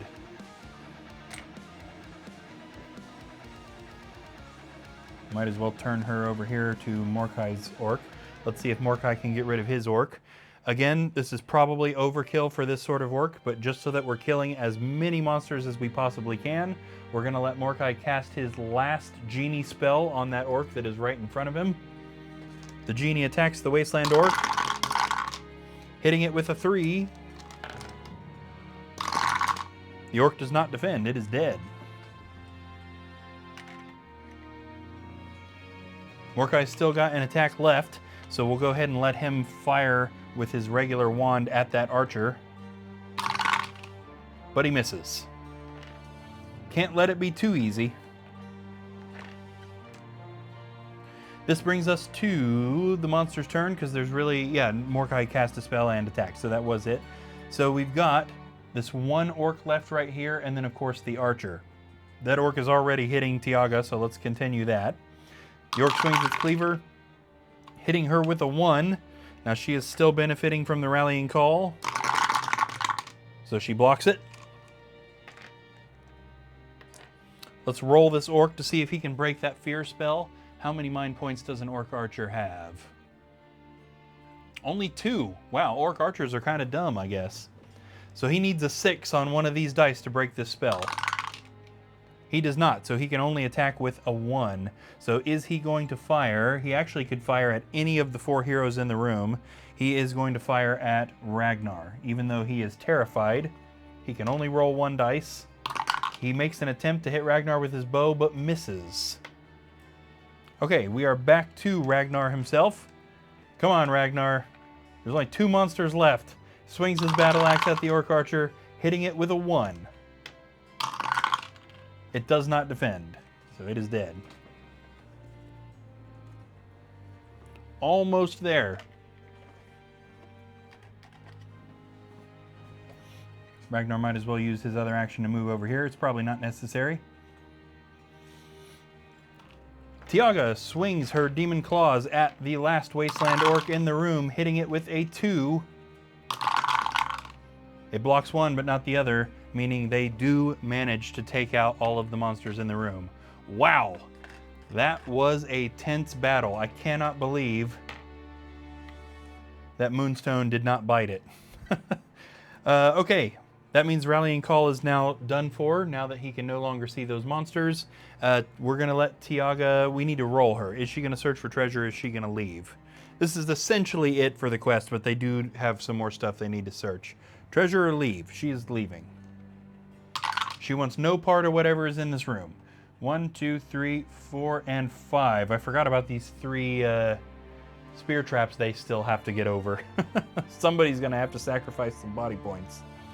Okay, Moonstone, there is no reason for her to be the one to do the treasure search. She absolutely could die if she does it. We also do not want her to be the one to step on these traps out here. So let's just essentially move her 1, 2, and 3. We'll leave Ragnar to do the treasure search. Mordecai's already not standing in there. Does he have the body points to spare? Yes, he does. Oh, he's got airwalk. No, we want him to get rid of the traps. Yeah, we want those traps gone, on second thought. He could drink his airwalk potion and just walk right past these traps like they weren't there, but then somebody else still has to walk through them. So somebody's just going to have to sacrifice. That's how it goes. We'll hope he manages to jump all 3 of these. 1, 2, 3. Does he jump the first trap? No, he sure doesn't. Now the trap is still gone, but it does manage to hit him. So even though he knew the trap was there, it was a little faster than he expected it to be, and it hits him, dropping him to 4 body points. All right, no monsters on the board. That brings us back to Ragnar, who needs to do the treasure search for this room. If this is a wandering monster, that's going to be absolutely hilarious. It is a potion of healing. Gosh. Well, that would have come in handy. Now, Moonstone could use this, but honestly, it's the end of the quest. I mean, as long as they don't get anything too ridiculous for a treasure search in the last room, we'll be fine. So let's go ahead and move him with his other action. He's just barely on camera up there. 1, 2, 3, 4, 5, 6, 7. Does he jump this trap? Yes, he does. Which means he can go 8. Does he jump this trap? Yes, he does. 9, moving his last movement there, revealing in this final hallway our last set of stairs heading downward, which he is standing right in front of. We'll go ahead and move these walls, because I know we're going to need to kind of tuck these stairs underneath these walls here. And also the door into the final room for this quest. Okay, Tiaga the Warlock. Now we just need to get the searching in that last room done. 1, 2, 3, 4, 5, 6, 7, 8, 9, and 10. So she is able to open the door of this room and reveal the exit stairway leading down into the deeper tunnels. Okay, since she's standing here, she could search for either traps or secret doors. She doesn't necessarily have, well, she does prefer trap search to battle. So let's go ahead and have her search that little room for traps, and there are none. Moonstone the Druid, almost dead. 1, 2, 3, 4, 5, 6, 7, 8, 9, and 10 doesn't quite make it up there. And Mordecai the Wizard, definitely not making it up there. 1, 2, 3, 4, and 5. Ragnar. 1, 2, 3, 4, 5, 6, and 7 puts him in the room. Now he prefers to do a treasure search, but we also need to do secret doors. So secret doors, treasure, treasure. He is doing the treasure search in this room. As long as this is not a wandering monster, we are done for the night. At the far end of a crooked shelf, you find a wooden box containing 25 gold coins. Excellent. That puts us up to 130 coins. Boy, they didn't find coins like at all in this quest. That's what's missing out of our treasure deck now, is all of the coin cards they managed to get really early. Okay, I'll go ahead and spoil. There's no secret doors in that room, so this quest is actually done. Oh my gosh, this is definitely our longest episode. Okay, let's get our ending stuff done quick so that I can go sleep for the entire tomorrow. We're gonna clean up all of our unused spells and skills.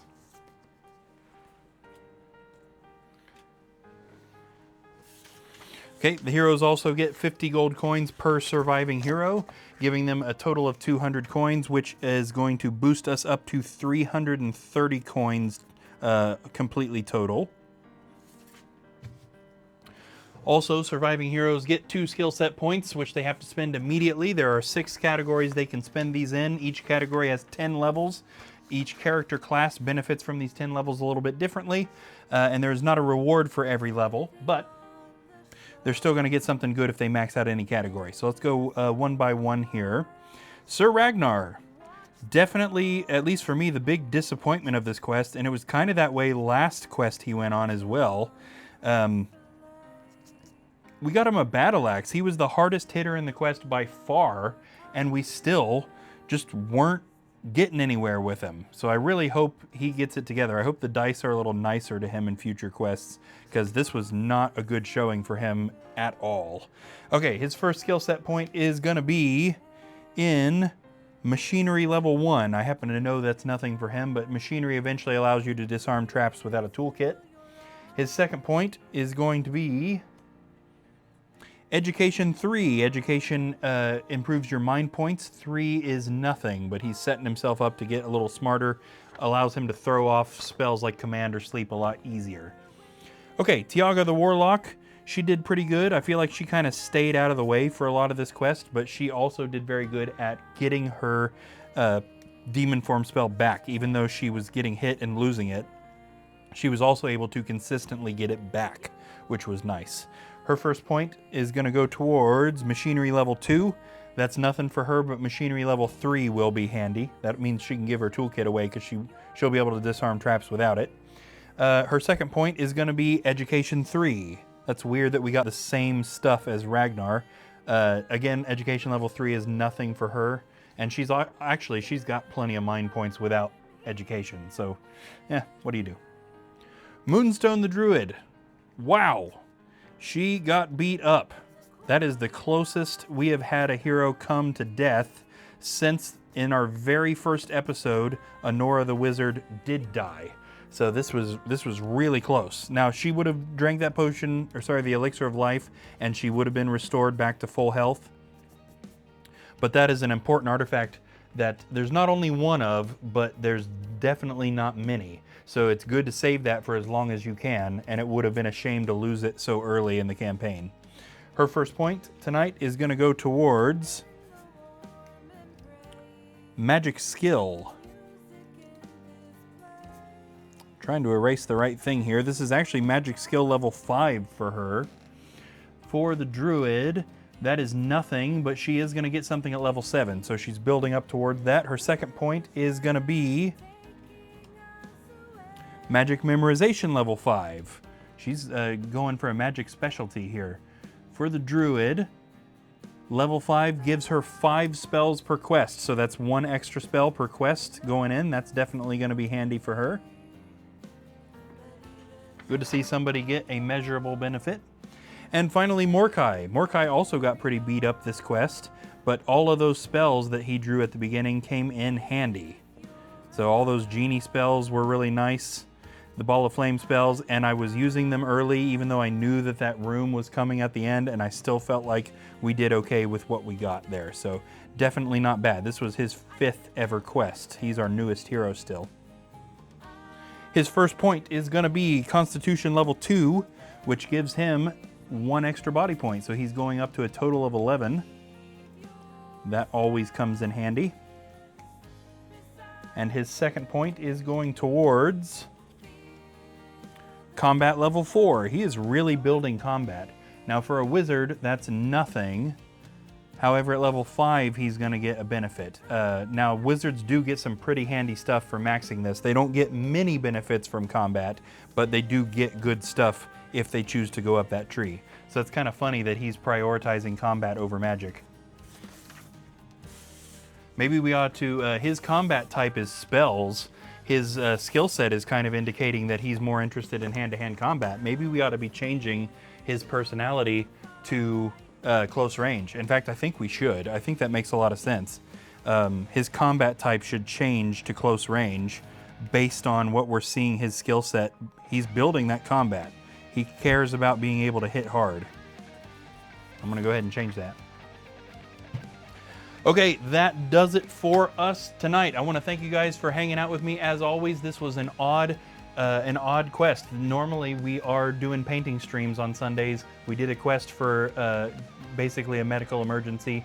As always, I'm glad we did it. I was really tired when we came down here. I was hoping the quest was going to go all right. This has also been our longest episode so far. So a huge thank you for all of you for sticking around.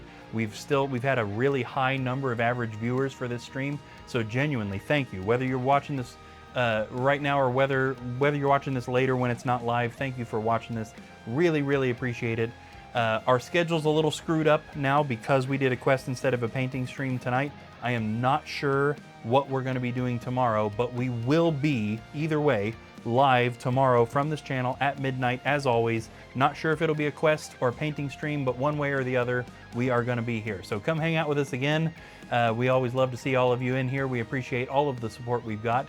And if you're watching this and you haven't followed, please consider doing so. Again, it really, really helps us out, and we appreciate everybody that has followed us so far. We are a steadily growing channel, and that has been absolutely awesome to see. Justin says I dozed off in the break room. Yeah, that's what happens. Okay, we will catch you guys. Again, remember, we are streaming every single night of the weekend. So if you are not doing anything at midnight Eastern time, come hang out with us right here on the Midnight Quest channel. We will catch you guys tomorrow. Thank you one more time for watching. We'll see you later.